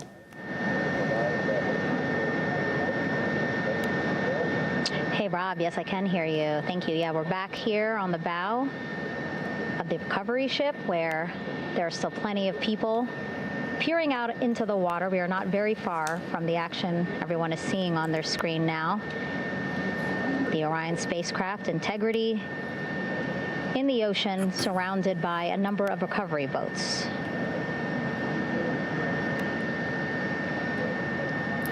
As Rob has been saying, to answer your question about on the ship, they have a full medical suite staffed by an led by an emergency room doctor, a lieutenant commander in the Navy, and he has got a full suite of personnel there to treat anything that might have developed. But he was expecting, and we interviewed him in a pool interview, he was expecting there to be really nothing of any serious nature. But they'll do a quick evaluation on the ship and then put them on helicopters to San Diego. In the water right now on those boats. And it looks like they're getting very, very close to the hatch there. And as you can see, there's not very much room on that Zodiac there. But Tom, you were talking about a front porch being assembled, right? An inflatable front porch that'll be used to bring those astronauts out. It's coming. And I think that's what you're looking at first. They got to essentially wrap a collar, an inflatable collar, around Orion, also known as Integrity. The crew named it Integrity. And then once that's inflated, then they will slowly bring the astronauts out onto what they refer to as the front porch. But it's the inflatable collar around the space capsule. And the stabilization collar. You might also hear it referred to as. And we've got astronaut Stephen Robinson with us here in the studio. They're bobbing in the ocean now. Gravity's doing its thing. Are they still strapped into their seats, or are they allowed to unbuckle and assume a more comfortable gravitational position? Well, that brings us to those orange balloons you see there. And what they're there for is if there were large waves that tipped it over sideways, or it's actually stable upside down in the water. And it could have bounced and landed that way. And so now it can't tip over. And so it may be that they're able to unstrap and kind of relax their limbs a little bit. But, you know, they're feeling gravity for the first time in 10 days. They're bobbing around in the ocean. It's very obvious they're on planet Earth again, and I'm sure they're really looking forward to that hatch getting open. And they're going to see somebody other than each other for the first time in 10 days. It is interesting, and yet, you know, time is moving very slowly for us, very anxious to see them, right? Yes. In that capsule, is time moving quickly? No, they're ready for the hatch to be open. They're ready to get out, and now that they've gone through all that. And, you know, you get pretty darn, you know, focused and keyed up in your brain as it's working at 112% as you go through all the events of entry. And now they can relax. I mean, really, their job is just about done. Looks like they've got something open there, if I'm not mistaken. What's shining in the sun there? Something shining in the sun. Let's take a listen. Take a listen to NASA TV here. There is a mission audio loop here on the ship. And it was just reported out that the side hatch is open. Right. Side hatch of Integrity is open. You're getting these beautiful shots from our aerial assets. The ship itself, where I'm on, just 3,000 yards away. Again, plenty of people on the boat here, glued to the side closest to where they can see all this action. And again, with just 3,000 yards separating us, great views from the bow here. You can see now that side hatch is open. One of the Navy personnel is about to get inside there. Looks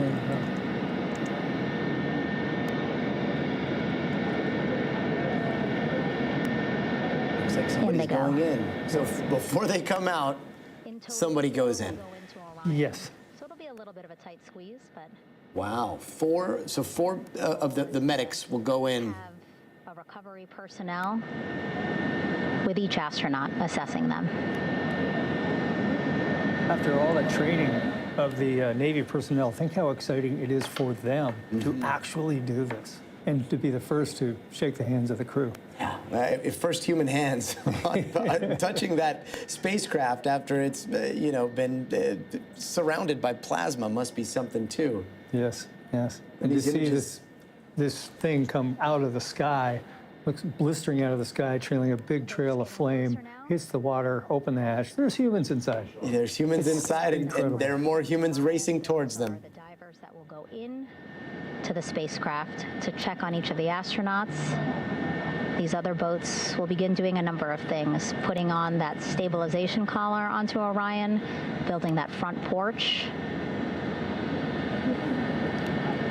Eventually, they will retrieve the parachutes, as well as tow Orion back to the well deck of the recovery ship here.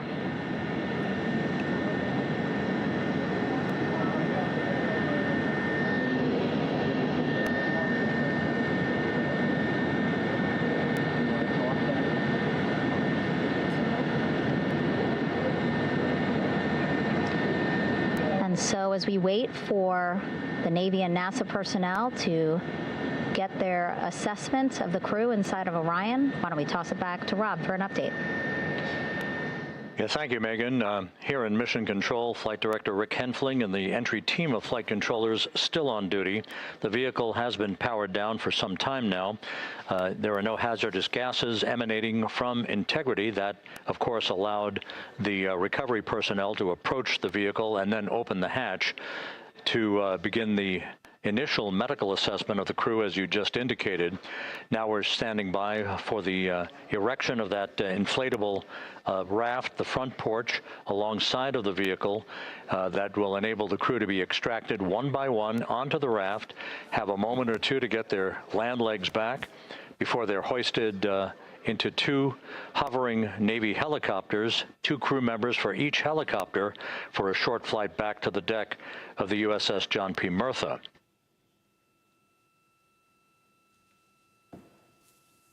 All of Integrity's systems operated flawlessly throughout the course of the approach to the Earth, the entry into the Earth's atmosphere, and all of the key milestones that followed in this high-speed return to Earth for Integrity, a mission that spanned more than 694,000 miles from the vehicle's launch from the Kennedy Space Center atop the Space Launch System back on.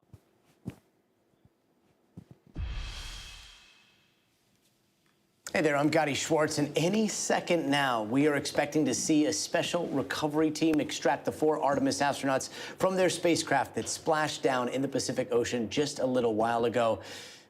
Let's listen into NASA television as they get a little bit closer to the capsule, and there are specialists on board now.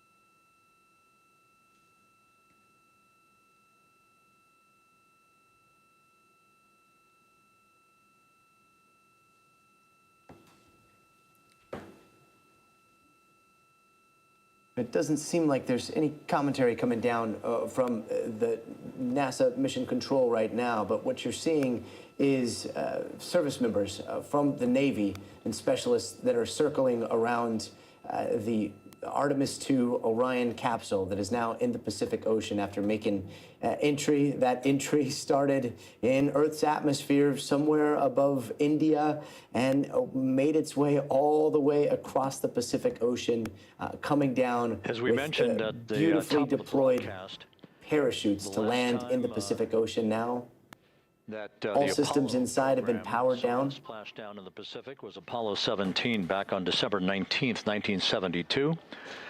So for the first time in 53 and a half years, We have reenacted that with the arrival of Integrity's astronauts as they flew around the moon in that historic lunar flyby that began with a trans-lunar injection burn that took them out of Earth orbit following 24 hours of a high Earth orbit trajectory. The high Earth orbit trajectory enabled flight controllers here to have a full 24 hours to evaluate the systems on Integrity and the condition of the crew before they would commit to flying to the moon. And it appears as though, as we're watching these live images, they are unfurling what I believe is going to be something called the front porch to allow those astronauts to come out to a platform and then be hoisted up into some awaiting Seahawk helicopters. If we have Tom Costello, Tom, what we're seeing being put into the water right now, is that to stabilize the capsule, or is that part of the inflatable front porch? I don't know the answer to that, Gotti, but I'm looking at the same thing, and I'm noticing you've got divers in the water, as well as that what looks like a very long inflatable tube. So I think that may be the collar. It looks like they're swimming it over to the ship, if I had to guess, and I only say that based on having read and watched all of the exercises over the last few weeks. You know, I had a quick question for Steve, though. I mean, these astronauts have been locked shoulder to shoulder for 10 days, unable to shower, no real privacy when it comes to, you know, using the facilities, of course. And I'm just wondering what they must feel like. Are they all just desperate to breathe fresh air, to take a shower, to get, you know, brush their teeth? I'm wondering, what is it like to be locked in shoulder to shoulder with they may be your best friends, but after 10 days, you're like, okay, enough already. I mean, I'm wondering, Steve's kind of lived through that. Steve, what's it like? Well, they're either more your best friends, or you just can't wait to get away from them, you know? No, generally, you know, this is what you sign up for, and these folks have been in astronaut training a long time. They've been in the military for the most part before that. They've got 3 out of the 4 of them have experience in space already. This is part of what you sign up for, and to tell you the truth, it kind of sounds bad when you describe it that way, but it's part of the adventure. It's part of the mission. Part of the thing that you share together is these close quarters, pretty austere conditions, and the people who do well in the astronaut business are the people who think that's fun. But you know, the other thing, Steve, that strikes me, having interviewed so many of you astronauts over the last 22 years with NBC News, is how all of you seem so mild-mannered. That's not to say that you don't know how to put the metal down when it needs to be put down, but you are all thoughtful, and I don't think I've ever met one who came off as ill-tempered. Everybody seems to be awfully balanced and easygoing. That's because we're trained in Tom Costello classes to act like that around you.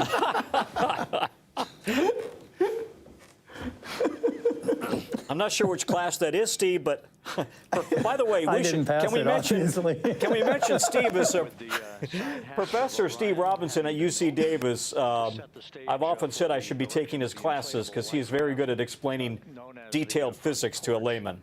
To be erected alongside the spacecraft for the extraction of the crew. It sounds like we're getting an update on what's about to be inflated here. My colleague Megan Cruz conducted on the USS John P. Murtha with Navy diver First Class David McMahon that explains how this process is unfolding. Okay, Davey, so you and some of your team, one last look over of the stabilization collar, correct? Yes, ma'am. Okay, so what is this stabilization collar? This is what's going to stabilize the capsule out there in the ocean. We don't know how good the weather or the waves will be that day, so this will help prevent any unnecessary occurrences from happening, stabilizing the capsule and the astronauts inside. So basically this is a float that will go around Orion. I'm assuming that what they're doing right now, these are the lines that will attach the collar onto Orion? That is correct. And so what are they doing here? So we've got the lower line that will secure the inflation device before we inflate it. that gives us the go-ahead that it's secure and in space, and then we'll inflate it. And then once that is done, we'll undo all the carabiners and get this orange line on top tied in the same fashion. And then this will be secured to the capsule, and the astronauts can safely take their first steps out of the capsule onto the front porch. Okay, and how long will it take them to set up the stabilization collar? We should definitely be able to handle this in under 10 minutes. Okay, wow. And then you just mentioned the front porch. So basically, after they set up this stabilization collar, then they set up what's called the front porch here. That's correct. Okay, and what's the front porch? Front porch is basically a bigger waiting room for the astronauts to sit in while we wait for the helicopters to show up and grab them. Okay, so the medical team that was inside with the crew, they're going to help them out and onto the front porch? That is correct. And then what happens here? We have hired trained medical personnel also on board the front porch that will give them lookovers and just make sure they're okay while we wait for the helicopters to show up. Okay. How does it feel, I mean, your team, you, to be part of a mission that's returning astronauts from the moon in more than 50 years? We all feel extremely honored to be a part of this, as well as a bigger mission for the Navy and joining up with NASA to do great things. And do you feel like you and your team are ready? Yes, very ready. Cool. All right, thank you so much. Thank you. You learn something new every day, Tom. I did not know that, I mean, it looks like one of those lifesavers, one of those things that you see at the beach that are thrown in, but large enough to stabilize an entire capsule. So that eventually will be inflated all around, and then that will be what gives it stability, yeah? Yeah, I mean, what a great description and an explainer by that NASA TV reporter who's providing it on NASA television. Continue to listen. Control room to receive congratulations from Entry Flight Director Rick Henfling, but we're going to stick with our operations out in the Pacific as we await the extraction of the 4 crew members who are reported to be in excellent condition. Gotti, I would just tell you, President Trump on Truth Social a short time ago said congratulations to the great and very talented crew of Artemis II. The entire trip was spectacular. The landing was perfect. And as President of the United States, I cannot be more proud. I look forward to seeing you all at the White House soon. We'll be doing it again. And then, next step, Mars, President Trump. To be erected alongside of the side hatch of the vehicle. And as we wait for that collar to be put into the water and inflated, I do want to bring in space medicine researcher Dr. Farhan Asrar right now. So, Doctor, can you walk us through what are the first checks? What are the first physical checks that the crew will be given? And what are the immediate effects on the human body for, you know, they weren't up there for too long, but 9-10 days in zero gravity. That's a very different environment than where they find themselves now, yeah? Exactly. So, I mean, it is short duration, but there does involve a bit of like muscle wasting. So they may be feeling a bit weak as well. Could it impact their basically walking abilities? Initially, all astronauts do feel a bit of dizziness and lightheadedness. So the immediate assessment is basically their vitals. So they will be looking at their blood pressure, their oxygen, their breathing, heart rate. And then immediately after that is just more of the neurological as well as their balance itself, their ability to stand and walk. Is something that they would be looking at. And if anyone might be experiencing any kind of difficulty, whether that's breathing or anything else, then it's really kind of catering to it. And then during each and every step, so exactly how they said that they bring them to the front porch, that assessment is ongoing. Once they move in, even to the helicopter and then the next facility, they'll keep checking them just to see how they're doing and are things improving as they would expect, or basically if they need any further assessment to assistance. And then beyond that, it's just kind of preparing them for the rehabilitation phase once they hit Johnson. Doctor, thank you so much. And Tom Costello, if you're still with us, I saw some sort of tether that was attached and drawn out by one of those boats. What are you seeing there? Just listening also to the NASA comms, there are internal radio loops that we're not privy to, but there's some discussion that the waves may be giving them a little bit of a difficulty in getting that collar in place. Which is interesting because the waves don't look significant at all to us, right, as laypersons. Yeah, I don't know. I've been surfing out there, and that would definitely make me sick if I'm sitting on my board for too long. But so that may be what's holding this up. I mean, they've been in the water now for more than an hour. And listen, let's be clear. NASA is very deliberate, I mean to say, and they follow the procedures item by item by item to make sure they don't miss a step. They're very methodical. And Tom, looks like they're trying to get on the collar. I see Navy divers in the water now with that collar. That might have been what we saw. We saw them holding on, and then I think there was some drifting, and I could see the waves kind of carrying some of those divers away. That'd be pretty hard to kick against. But hopefully they'll be able to get it in position here. Tom, as we're watching this capsule in seawater, I mean, it is now gone from the far side of the moon to, this vacuum of space. Now it's in seawater, which is not great for electronics, and obviously the electronics are inside. But is any of this reusable? Well, the spaceship itself is not reusable. As for I've not heard, and I spent the last week at Houston, and at NASA in Houston, and before that at the Kennedy Space Center in Florida, I've not heard anybody discussing that anything within Orion itself could be reusable. I can't be absolutely 100% sure that there's not some piece of telemetry, but I think it's not necessarily going to be reusable.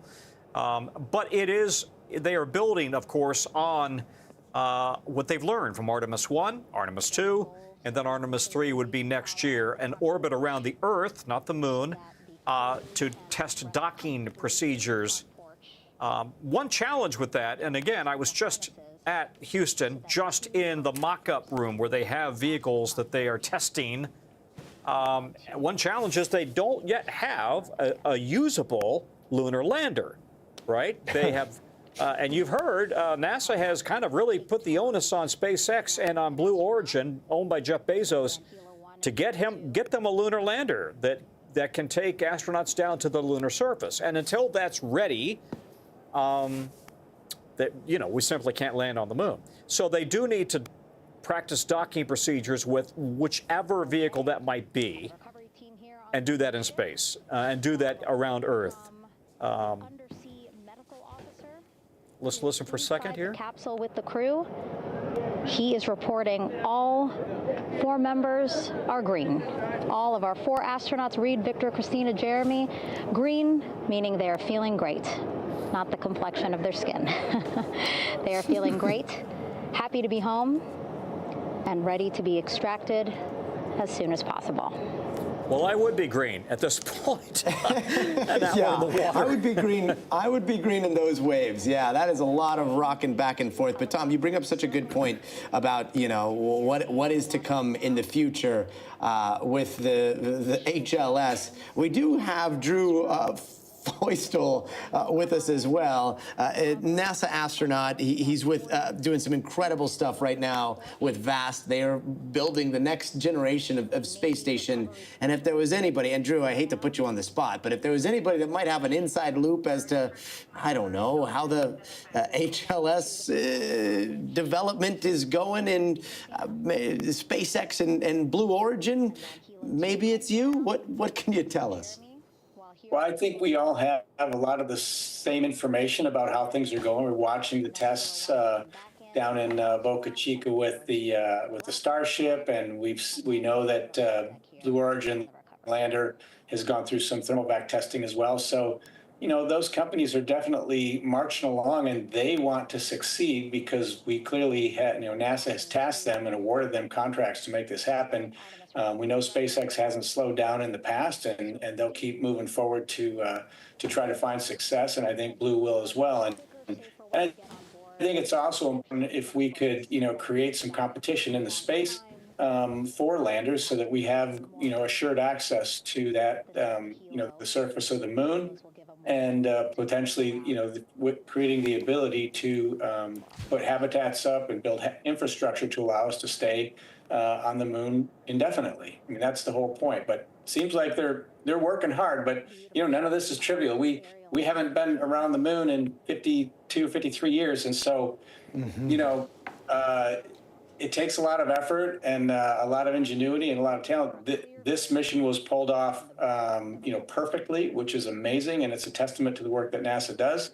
And we'll continue to work with the contractors to, create opportunities for us to get back to this surface of the moon. And Drew, as we watch this capsule bobbing here in the Pacific Ocean, I mean, it reminds me of Crew Dragon, and it reminds me of watching Crew Dragon get lassoed in, and the dolphins coming down to greet Crew Dragon and SpaceX. And when we're talking about what we may see next year, and I don't want to diminish what's happening here, so let's leave this picture up. But if we can put maybe a smaller picture alongside, if we have any of the mock-ups of what Blue Origin is hoping to build and what SpaceX is hoping to build to land on the lunar surface, would love to have a little bit of that discussion, because that's where we go next, right? We're talking about massive systems. There they are. That's the Starship HLS, and that's Blue Origin's Blue Moon.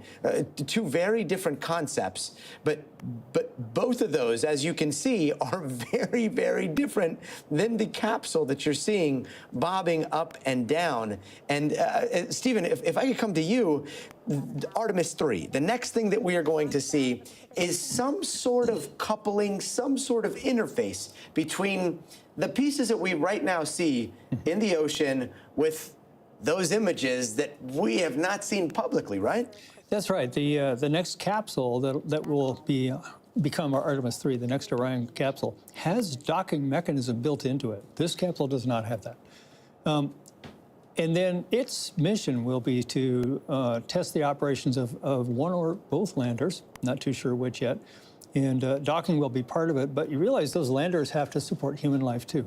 So the whole life support system, the navigation system, the communication system, all of that has to be checked out and can be checked out in low Earth orbit before you go shipping way off to the moon. It makes a ton of sense to do this. Wow. And it looks like they've got part of the ring that is starting to be inflated there. If we can take a closer shot, yep, there it is. So you're starting to see that collar, and it's definitely stabilizing the capsule just a little bit. Tom, if we have you, it looks like some of the divers are on the platform, others are underneath. It did quite a bit of securing. Yeah, and it looks like they do have the hatch open, right? So at least they're getting some fresh air in there, which I'm sure they're all excited about. By the way, in answer to your question, the one and only, our great space and aviation producer, Jay Blackman, has already looked up the answer on how much, if anything, out of Orion might be reusable. And the answer is that on early flights, high-value crew module components like avionics and environmental control and life support systems will be reused, with plans to reuse more components in later missions. So they will, sounds like they will start to take some pieces off of Orion that have worked well and apply them to the next Orion. And Emily, if I could bring you back in here, reusability is such a big, it's such a big topic of conversation. We see the SLS, and we see the boosters all the way up to the capsule itself. So much of that will either disintegrate in the Earth's atmosphere or be discarded and never used again. And yet the systems, the competing systems that we see, they're banking on reusability. How do you see all of this eventually reconciling and merging? Yeah, there's different aspects of reusability, I think, for different sections of the mission. So if there's like the rocket aspect of it. So when the rockets come back down and land on the platform with SpaceX, like then you don't have to create a new rocket to put fuel into. You can reuse it. For this, where it's the crew capsule and things like that, like Tom said, the systems inside, if you can take those out and use them again, great. That probably saves you a little bit of money too. I think it's also important to note that like this capsule will be used. It won't be maybe reused in space, but it will be studied. It'll be they'll look at it to see how well the heat shield did. They'll look at other parts of it to make sure that everything held up, to see what stayed within specs, what might have gone out of spec. And then they're going to use that data. They'll use it to test in different on-the-ground systems and things like that in order to prepare for making the capsules for the next several missions that much better, that much stronger, that much more reliable. No, and on behalf of everybody here in Los Angeles, California Science Center could definitely make some room for an exquisite piece. I wonder where it's going to go. I wonder if the astronauts are already looking forward to visiting it somewhere. I don't know if anybody called dibs. Yeah, but we would like to put in dibs. And it looks like they've got another one of those callers floating by. That may be the front porch. But it may be some time before we see those astronauts. We'll be monitoring for that. But I do want to peer a little further into the future. We are joined by the one and only Michio Kaku, who I believe is watching all of this with us. He is a renowned theoretical physicist. He has written so much about the future, and one of my favorite people to talk about when we're thinking about where humans can go next. Michio, how do you define the success of Artemis II that we're seeing here? Well, I think we have to put it in context. Back in the 1960s, we went to the moon, we explored outer space, and then we went home and forgot about it. As Isaac Asimov once wrote, it's like a football game. We scored the touchdown, and then we took our football and went home and forgot about it. Well, 50 years later, we're now reviving the dream, a dream with more advanced technology. Rockets are usable now, and we have television with all sorts of different kinds of cameras and angles that we didn't have back in the 60s when we started the arms race. And so we're talking about tremendous progress, even though for 50 years we didn't go into outer space to the moon or beyond. Now things are different. Prices have dropped. Rockets are reusable now. And I think it means that we can now begin to go back to not just the moon, but to Mars and perhaps even beyond. So a whole new chapter is being written right before our eyes. Yeah, and for those kids that went into the closet and we have now found our dad's football and we're like, wow, this is great. It's still a relatively familiar shape, if you will, when it comes to the SLS. I want to get your take. In the next 10 to 15 years, the methods of propulsion, rocketry, the reusability. For a little while, we were talking about space planes. We were talking about exotic forms of space propulsion, and there's talk of nuclear propulsion in space. Do you see, the physics aren't going to change, but do you see the way we get around changing over the next decade in a meaningful way? Well, when I was a child, Walt Disney had a book, Our Friend the Atom, and he had a beautiful picture of the atomic airplane. You have a jet airplane with a nuclear reactor on board. Well, back in those days, no one asked a simple question: what happens if the airplane crashes and all of a sudden you have all this uranium floating around? So now we're a lot wiser that we want to use nuclear, but in very, very specific ways so we don't endanger the population.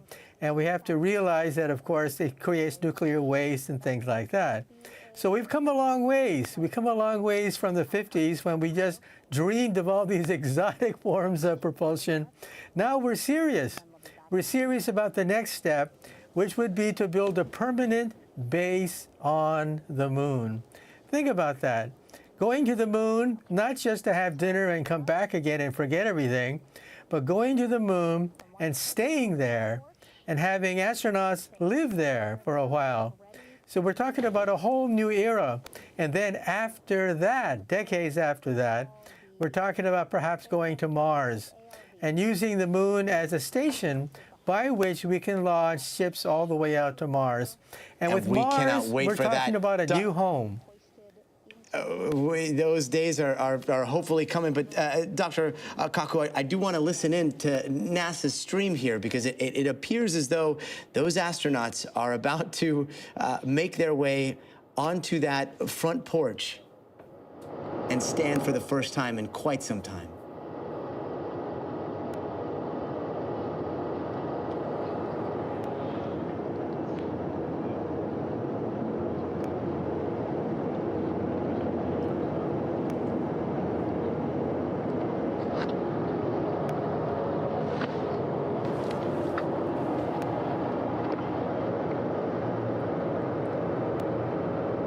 we're trying to see in the glare of the setting sun here on the West Coast with that golden light hitting that incredible piece of human engineering and that floating raft. I thought for a second there that might be Christina, but it does not appear as though any of the astronauts have come out yet, and yet you see the hands reaching inside, and you see that support team that have been training for years for this moment, getting ready to steady those astronauts.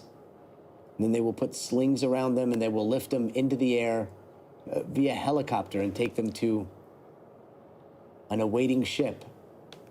They will be medically cleared there. They will make their way to San Diego. Behind me, a fairly and then raucous eventually scene Houston. As hundreds of flight controllers have poured into the flight control room here. This is reminiscent of the scene after the final shuttle mission of STS-135, although that was the end of a program. This is only the beginning of a program with the textbook splashdown of Integrity and its 4 astronauts. We're standing by for the crew to be extracted from the spacecraft. Entry Flight Director Rick Henfling invited all of these flight controllers who have contributed to this mission to enter the flight control room to have an opportunity to receive well wishes and to share the mutual glow that exists in the wake of a textbook mission for Integrity. On the front screen here in Mission Control, a sign that says "Welcome home, Integrity, taking humanity back to the moon, going further, and returning safely to Earth." So all of that jubilation, part of the post-splashdown activities, even as we await the crew being extracted from the vehicle to be hoisted onto Navy helicopters for the trip back to the USS John P. Murtha.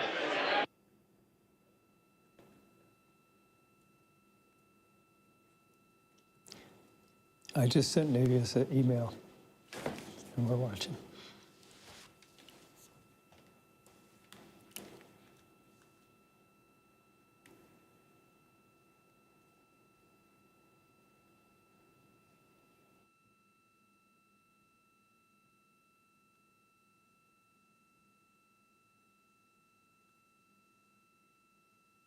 What a moment there.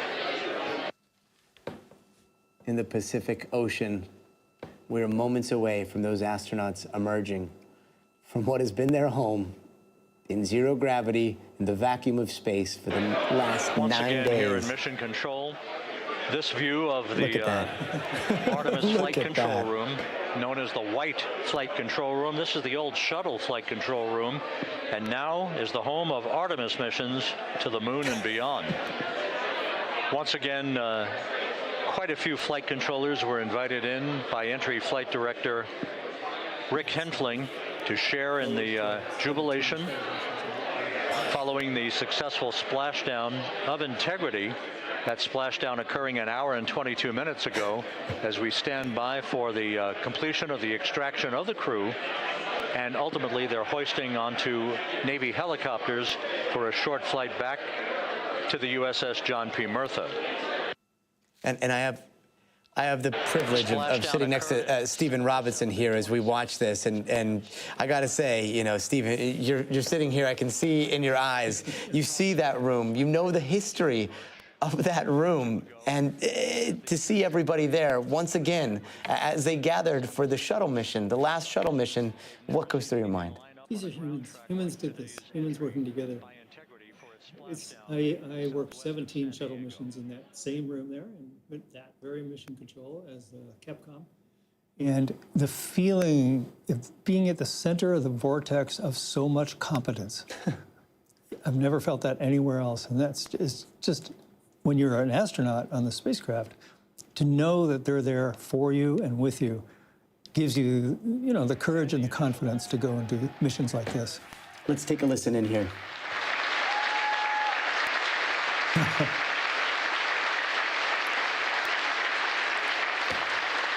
It looks like we've got our first astronaut out. Should be Christina. Yeah, it looks like it's Christina, right as the sun is starting to set here.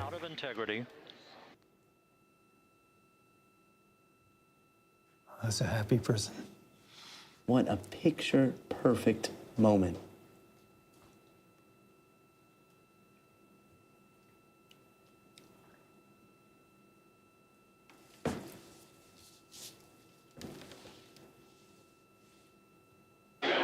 We are expecting the other crew members momentarily to be extracted. And there's the second.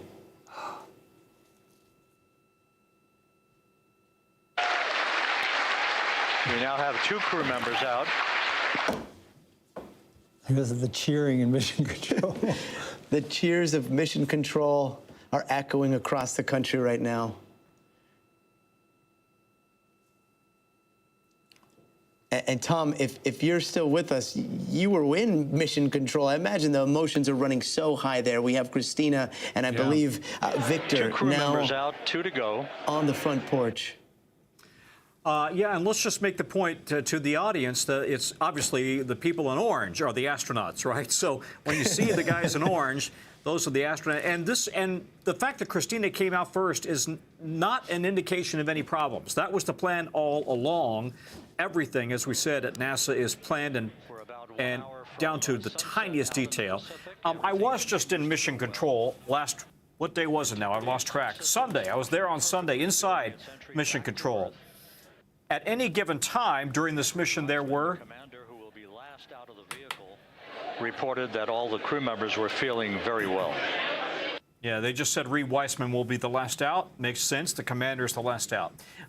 When I was there on Sunday, they made the point that there are roughly 20 controllers on duty at any one time during a mission, and they work in 3 shifts 24/7. Third one's out. Look for the tallest one. That'd be Jeremy Hansen. That's Jeremy, yep. And then you'll have Commander Reed Weissman. And can we make the point, not to belabor it, but boy, is Canada proud.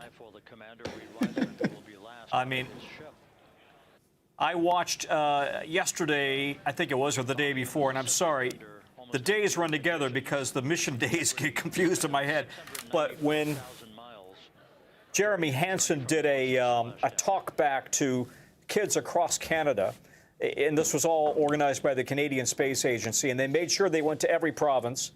And the kids were so sweet and asking, you know, they were all excited to meet their own homegrown hero and to hear his perceptions and his impressions of having been up there. It was really terrific. And then, of course, the conversation with the Prime Minister, Mark Carney, and the debate over do you prefer Nutella or maple syrup on your pancakes? Because the Prime Minister saw some Nutella floating there in the capsule, and he said, please tell me it's not true. You prefer maple syrup, don't you? And they all said, of course, yes, sir. So that was good fun. And I've got some dear Canadian friends, some of whom have been texting me today, in fact, in the last hour, talking about how much fun this has been for them to watch. My family is Canadian. What a historic moment across the board. And I think Commander Mike Weissman is now out of the shuttle. You hear those cheers. Those 4 astronauts out of that incredible, incredible piece of NASA engineering that kept them alive over the last 9 days. And now they await the hoist from those helicopters that are circling above, I believe. They've got some slings there on the front porch. Let's listen into NASA streaming here. 2 Navy helicopters hovering overhead will begin shortly. And the guy you're listening to there is Rob Navius from In Mission Control, Gotti. Rob told me just a couple of days ago, the first one will be hoisted up to Chopper 1, then the next one will go to Chopper 2. And then the third astronaut goes back to Chopper 1. The fourth will go to Chopper 2. I cannot think of a more heroic exit than to be taken from a capsule and then hoisted up into a helicopter and then put on the deck of an awaiting ship. This is just such an astounding feat that that we are seeing play out in front of us. And again, all of it happening, it's almost cinematic. If we didn't have the issues with the waves and getting the collar around, it almost seems too perfect. I mean, it is picturesque, that Southern California Hollywood light, just bathing all of them in that golden glow. And obviously, Gotti, by the way, no quarantine. No quarantine. I did get an email question yesterday asking, will they be quarantined? No, that hasn't happened since the earliest Apollo days, when they just wanted to make sure that astronauts coming back from the moon weren't going to be carrying back moon germs, and they quickly realized, no, that wasn't a concern. So no, they're not quarantined, and as you can see, they're out in the rafts with the Navy divers and medical teams. So they'll be taken by chopper over to the ship and be evaluated. The mission is over, but the melody lingers on. Yeah, and they're sitting down. Stephen, are they sitting down because gravity's feeling a certain kind of way right now? Yeah, you want to sit down. For a short interview while the recovery operations continue out on the Pacific. Let's listen into NASA here. And then we'll turn it back over to Megan Cruz aboard the USS John P. Murtha.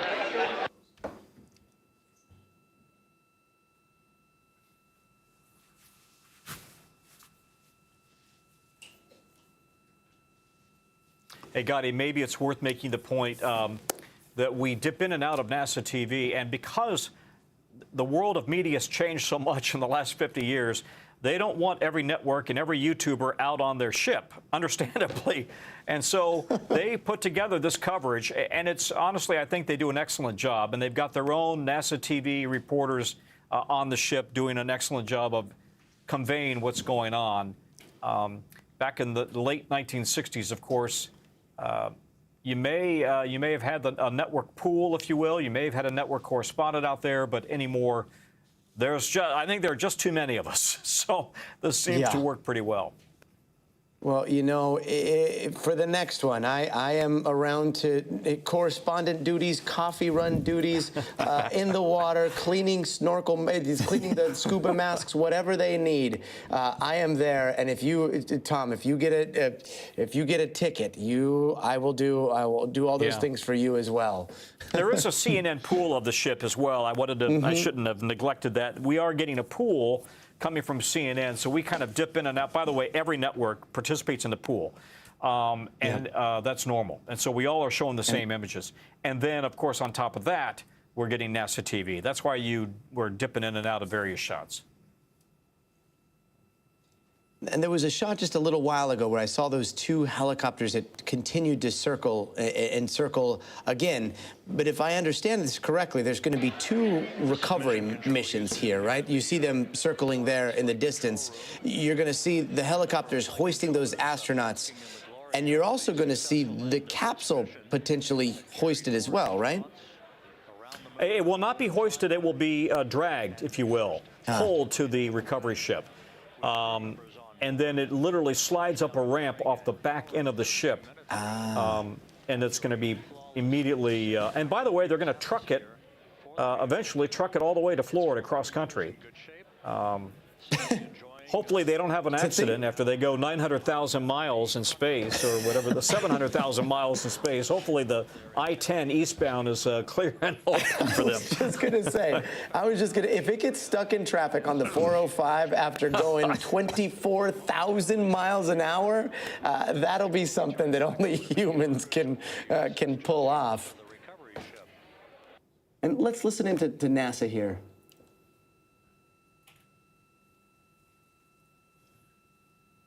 Just as I think we hear something interesting, it goes quiet as it often does.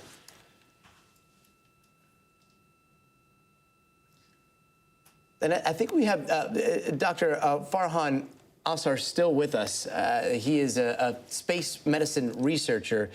Doctor, there have been so many incredible experiments that have been done during this particular trip. One that caught my attention was something that was called the Avatar, right? Where it was the use of bone marrow and these analogs for how they were feeling radiation, basically chips and human cells. Can you explain what was going on there?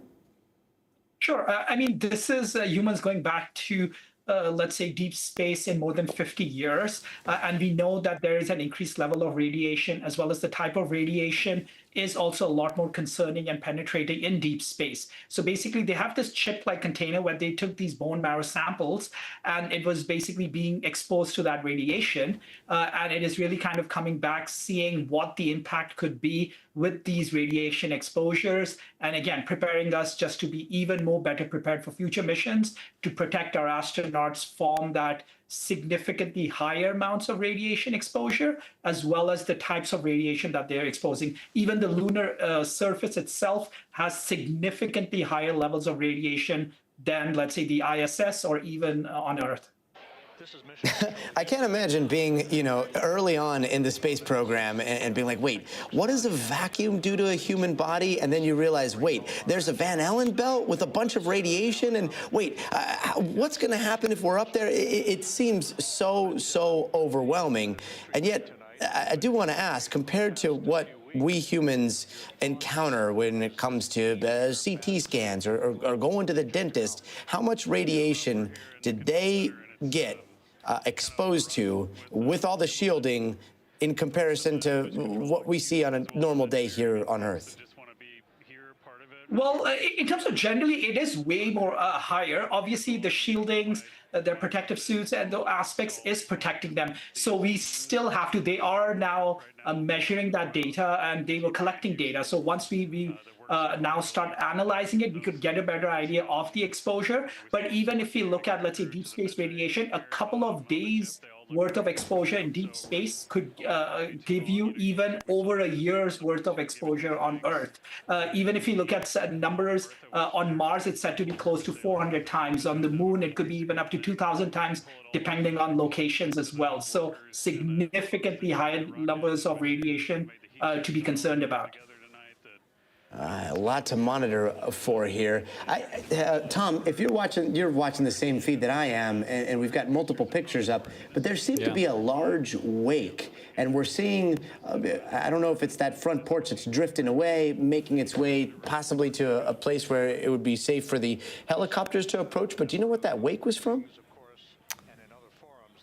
Boy, buddy, I'm watching with you, and I think your observation is correct. They don't want to drop a line too close to the spaceship itself for the potential of any damage or whatever. That's my assumption, that they're just kind of putting some distance between themselves and the ship. You were talking about radiation in space, and when I was in Houston at Johnson Space Center, I was asking around about that. And interestingly, we just had a solar flare here a couple of weeks ago, and it turned out it was not a big deal, nothing to worry about. However, in the last year of the Apollo mission, and the last year that we were landing astronauts on the moon, between missions there was an intense solar flare that hit the moon. And the talk was, had astronauts been on the moon, they would have been killed. And the soil itself was cooked in radiation, and just stepping in the soil back then could have killed them. So the radiation risk is very significant if we're going to have a human presence there longer term. And I know that's a high priority for NASA to mitigate those risks. Yeah, the millions and millions of things that can kill a human in space. It is pretty wild to think of. And it makes you think of how protective Earth is. I mean, we've got this force field, this magnetic force field that allows us to have this atmosphere, that allows us to have the perfect amount of pressure on our bodies so that everything works the way we take for granted. Stephen, do all those things come into focus after a trip like this? They do. We try to duplicate as much of that as we can inside the spaceship, right? We try to have certainly the pressure and the correct kind of air that you need. But really, the radiation is a worry, and there's a mystery to it too, because we know something about what happens to people under high doses of radiation through all the science and medicine that we've developed over the last 100 years. What we don't know so much about is what does chronic, long-term low-dose radiation do to your body, do to your brain, do your cognitive abilities. That is something that somebody on a trip to Mars would get that, a 3-year trip to Mars and back. And so this is one of the speed bumps, the roadblocks, I'd say, in doing something like that. Missions like this build us the capability to start understanding those issues so that we can really think about permanent presence. They sure do. And one of the things that the rabbit holes that I've fallen so deeply into when it comes to space, when it comes to the moon, and when it comes to radiation is the promise of helium-3 up there, which is possibly a lot more abundant than it is here on Earth. And helium-3, as I understand it, you create a nuclear reaction with something like deuterium, and you don't have the radiation fallout that we associate with, like, uranium. All of a sudden, things become clean. Oh, wow, look at this helicopter coming in hot. Pause on this conversation, because what we're about to see here is something we'll never forget. Now let's listen in here. Another fun aviation adventure. Gilbert, Seaman, von Braun, Mueller, what they really wanted to do, as they were contemplating what it meant to expand our range of action to the lunar surface, what they wanted to do was learn how to live and work in space for a long time. They wanted to do that first before they were confident they could expand their range of action to the moon. Now, of course, the politics of the time and the mission at the time was different, and so they had to go straight to the moon and bring people home. And then after that, the program kind of lost its momentum. But after that, NASA kept moving along those paths, right? So we recognized during Apollo that reusability was going to be important. We spent a lot of money on those machines, and we spent a lot of money on these machines here, but we recognized that reusability was important, which is why we built a winged space plane called Space Shuttle, and then we used that reusable machine to build a space station. And we learned for 25 years how to live and work in space, and have been able to develop technologies that can enable exploration. So really, what I think is now, 53 years later, we're at the point where the architects of Apollo would have been pleased that we're now ready to actually go back to the moon and go back to stay, because we've learned all the things we needed to learn. There's a lot of people pleased here tonight, and we really thank you for joining us. Amit Kshatriya, NASA's Associate Administrator, as we begin to hoist the crew onto the helicopters to head back to the recovery ship. Thank you very much. Thank you, Rob. Congratulations, Amit. We're having a fun day. What an incredible sight. Lifted once again into the air. Wow. Do you remember seeing an image like this? No. They had to go all the way to the moon to get this fun ride. Yeah, I was going to say, what an epic, Houston, with the crew epic members end now beginning to be hoisted to a aboard the journey. Navy helicopters. Let's go to Megan Cruz aboard the USS John P. Murtha, who will take it from here. Fabulous. Hey, Rob, yeah, back on the bow of the ship here, we are seeing the helicopters circling Orion. The first one there, having just completed picking up the first astronaut. Helo 2 now, hovering just 40 feet above the front porch, lowering a recovery specialist out of the helicopter. That person will touch down in the front porch just there.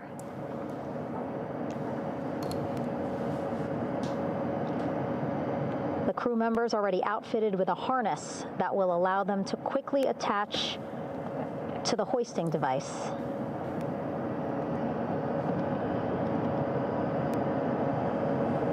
Look at the power of those blades throwing water out at the center there.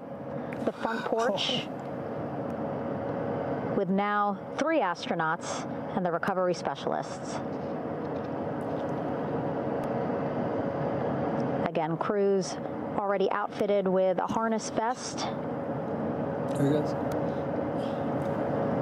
And here we go. Second astronaut now off the front porch, getting hoisted into the second helicopter.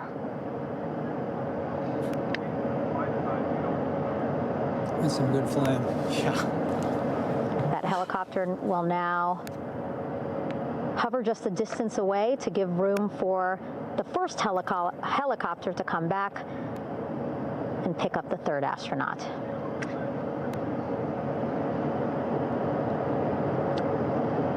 As we wait for that helicopter to come back. That is quite some flying. And Stephen, you got to remember, just like all these astronauts, that's all.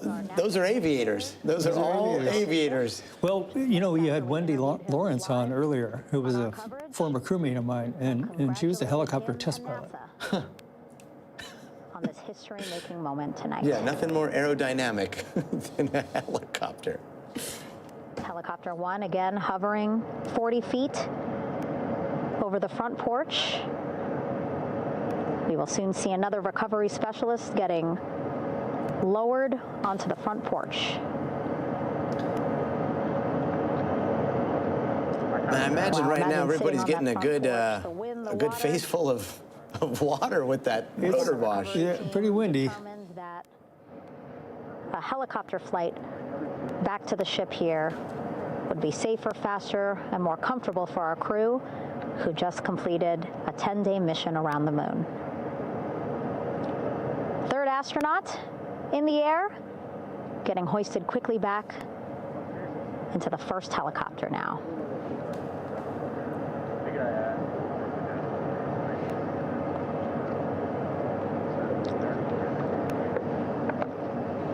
First helicopter now on its way back to the ship here. We will soon see it land in just a few minutes. Again, all this action happening just 3,000 yards away from us, so a very quick flight back to the flight deck. And Michio, if we still have you, Michio Kaku, as you're watching this, you're watching this very heroic airlift of these astronauts using yet another piece of a modern marvel that is the helicopter.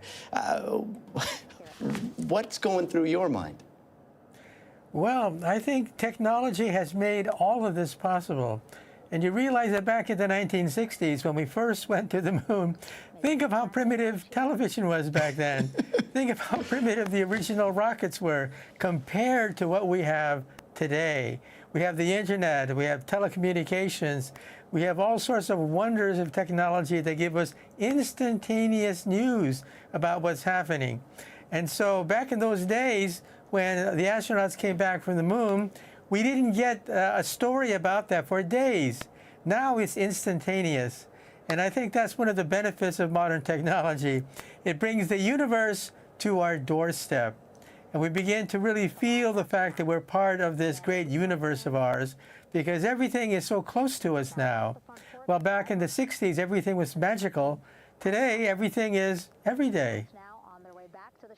It's something that, you know, I hope we never get used to. And yet, Drew, as we're seeing these images, you also have to hope that these are the types of images that can bring us all together.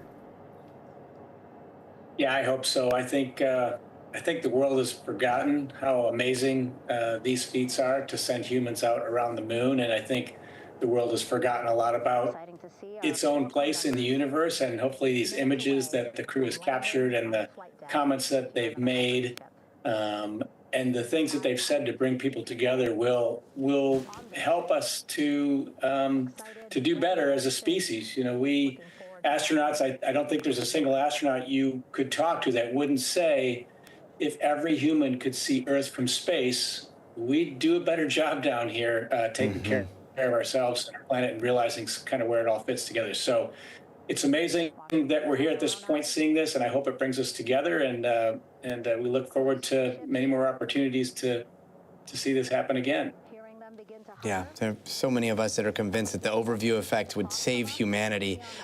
Dr. Emily Rice, as you're seeing this, do you think that this is the last era, that last small era in which we will not have people on the moon, which we will look up at the moon, know that we have just gone back there, but we won't have a lunar base for a couple of years, and then after that, humanity will have a consistent presence up there. That would be amazing. I think that might be, that's the intended next step. And I honestly, until just now, I hadn't thought about it that way, really. And what an amazing thing to have humans living on the moon like a long-term presence would be, something that wasn't done in Apollo. And it would be really a first again. It's so wonderful to see them coming out, so much closer to dry land. And still a little ways away. Let's listen into NASA as we see these heroes make their way onto the deck here. Are using here to communicate with one another. And an announcement just made on the ship, integrity incoming. 2 more helicopters on their way to the flight deck, one carrying the crew, the other, one of our imagery helicopters. Again, kudos to our imagery and aerial teams for giving us these beautiful views of history in the making. Set amid a gorgeous, soon-to-be sunset here in the Pacific Ocean. That's skill.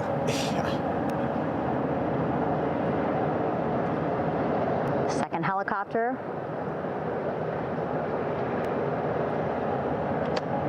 Making its approach of the flight deck.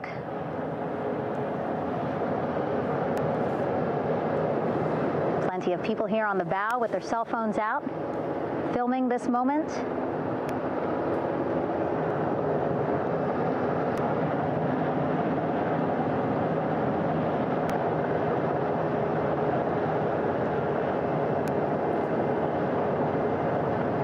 And Tom, as we see these helicopters land, and we await those astronauts stepping onto the deck, I want to get your final thoughts here. How would you sum up the day? As I'm watching these images, listen, I'm a total student of history and a space historian, junior historian, and I'm immediately remembering the images from Apollo when they brought those astronauts back in big choppers that said Navy on the side. And that was an aircraft carrier, you may recall. This is not an aircraft carrier. Serves the purpose, though. Just, again, how we have come full circle in 50-plus years. And now we're back to doing it again. Listen, I have had the great privilege of covering this mission, not just for the last 10 days, but really for the last 3 years, from the moment this crew was selected. Talked to them all, interviewed the mission control people. What a phenomenal accomplishment, and they should all be very proud. And Stephen, here in the studio, I'll never forget watching these images with you, and I appreciate you taking the time today. But I want to ask you, as we close out here, they chose the name Integrity. Why? It is the thing that will take us into the future. We haven't closed a loop at all. We're just starting. And what will take us there is the confidence of integrity. So beautifully said. Stephen, thank you. And thank you so much to Drew Fuhrstoll, Dr. Emily Rice, Dr. Farhan, Michio Kaku, very own Tom Costello for joining us tonight on this incredibly historic day. That's going to do it for us this hour. Coverage of the Artemis II Return to Earth continues right now on NBC News Now. Waiting for just one more helicopter to touch down.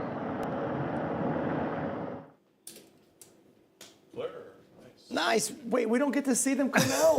Wait. I know. Guys. It'll be on the NASA channel. I know, it'll be on the NASA. Watch the NASA channel. Yeah, ah! Wow.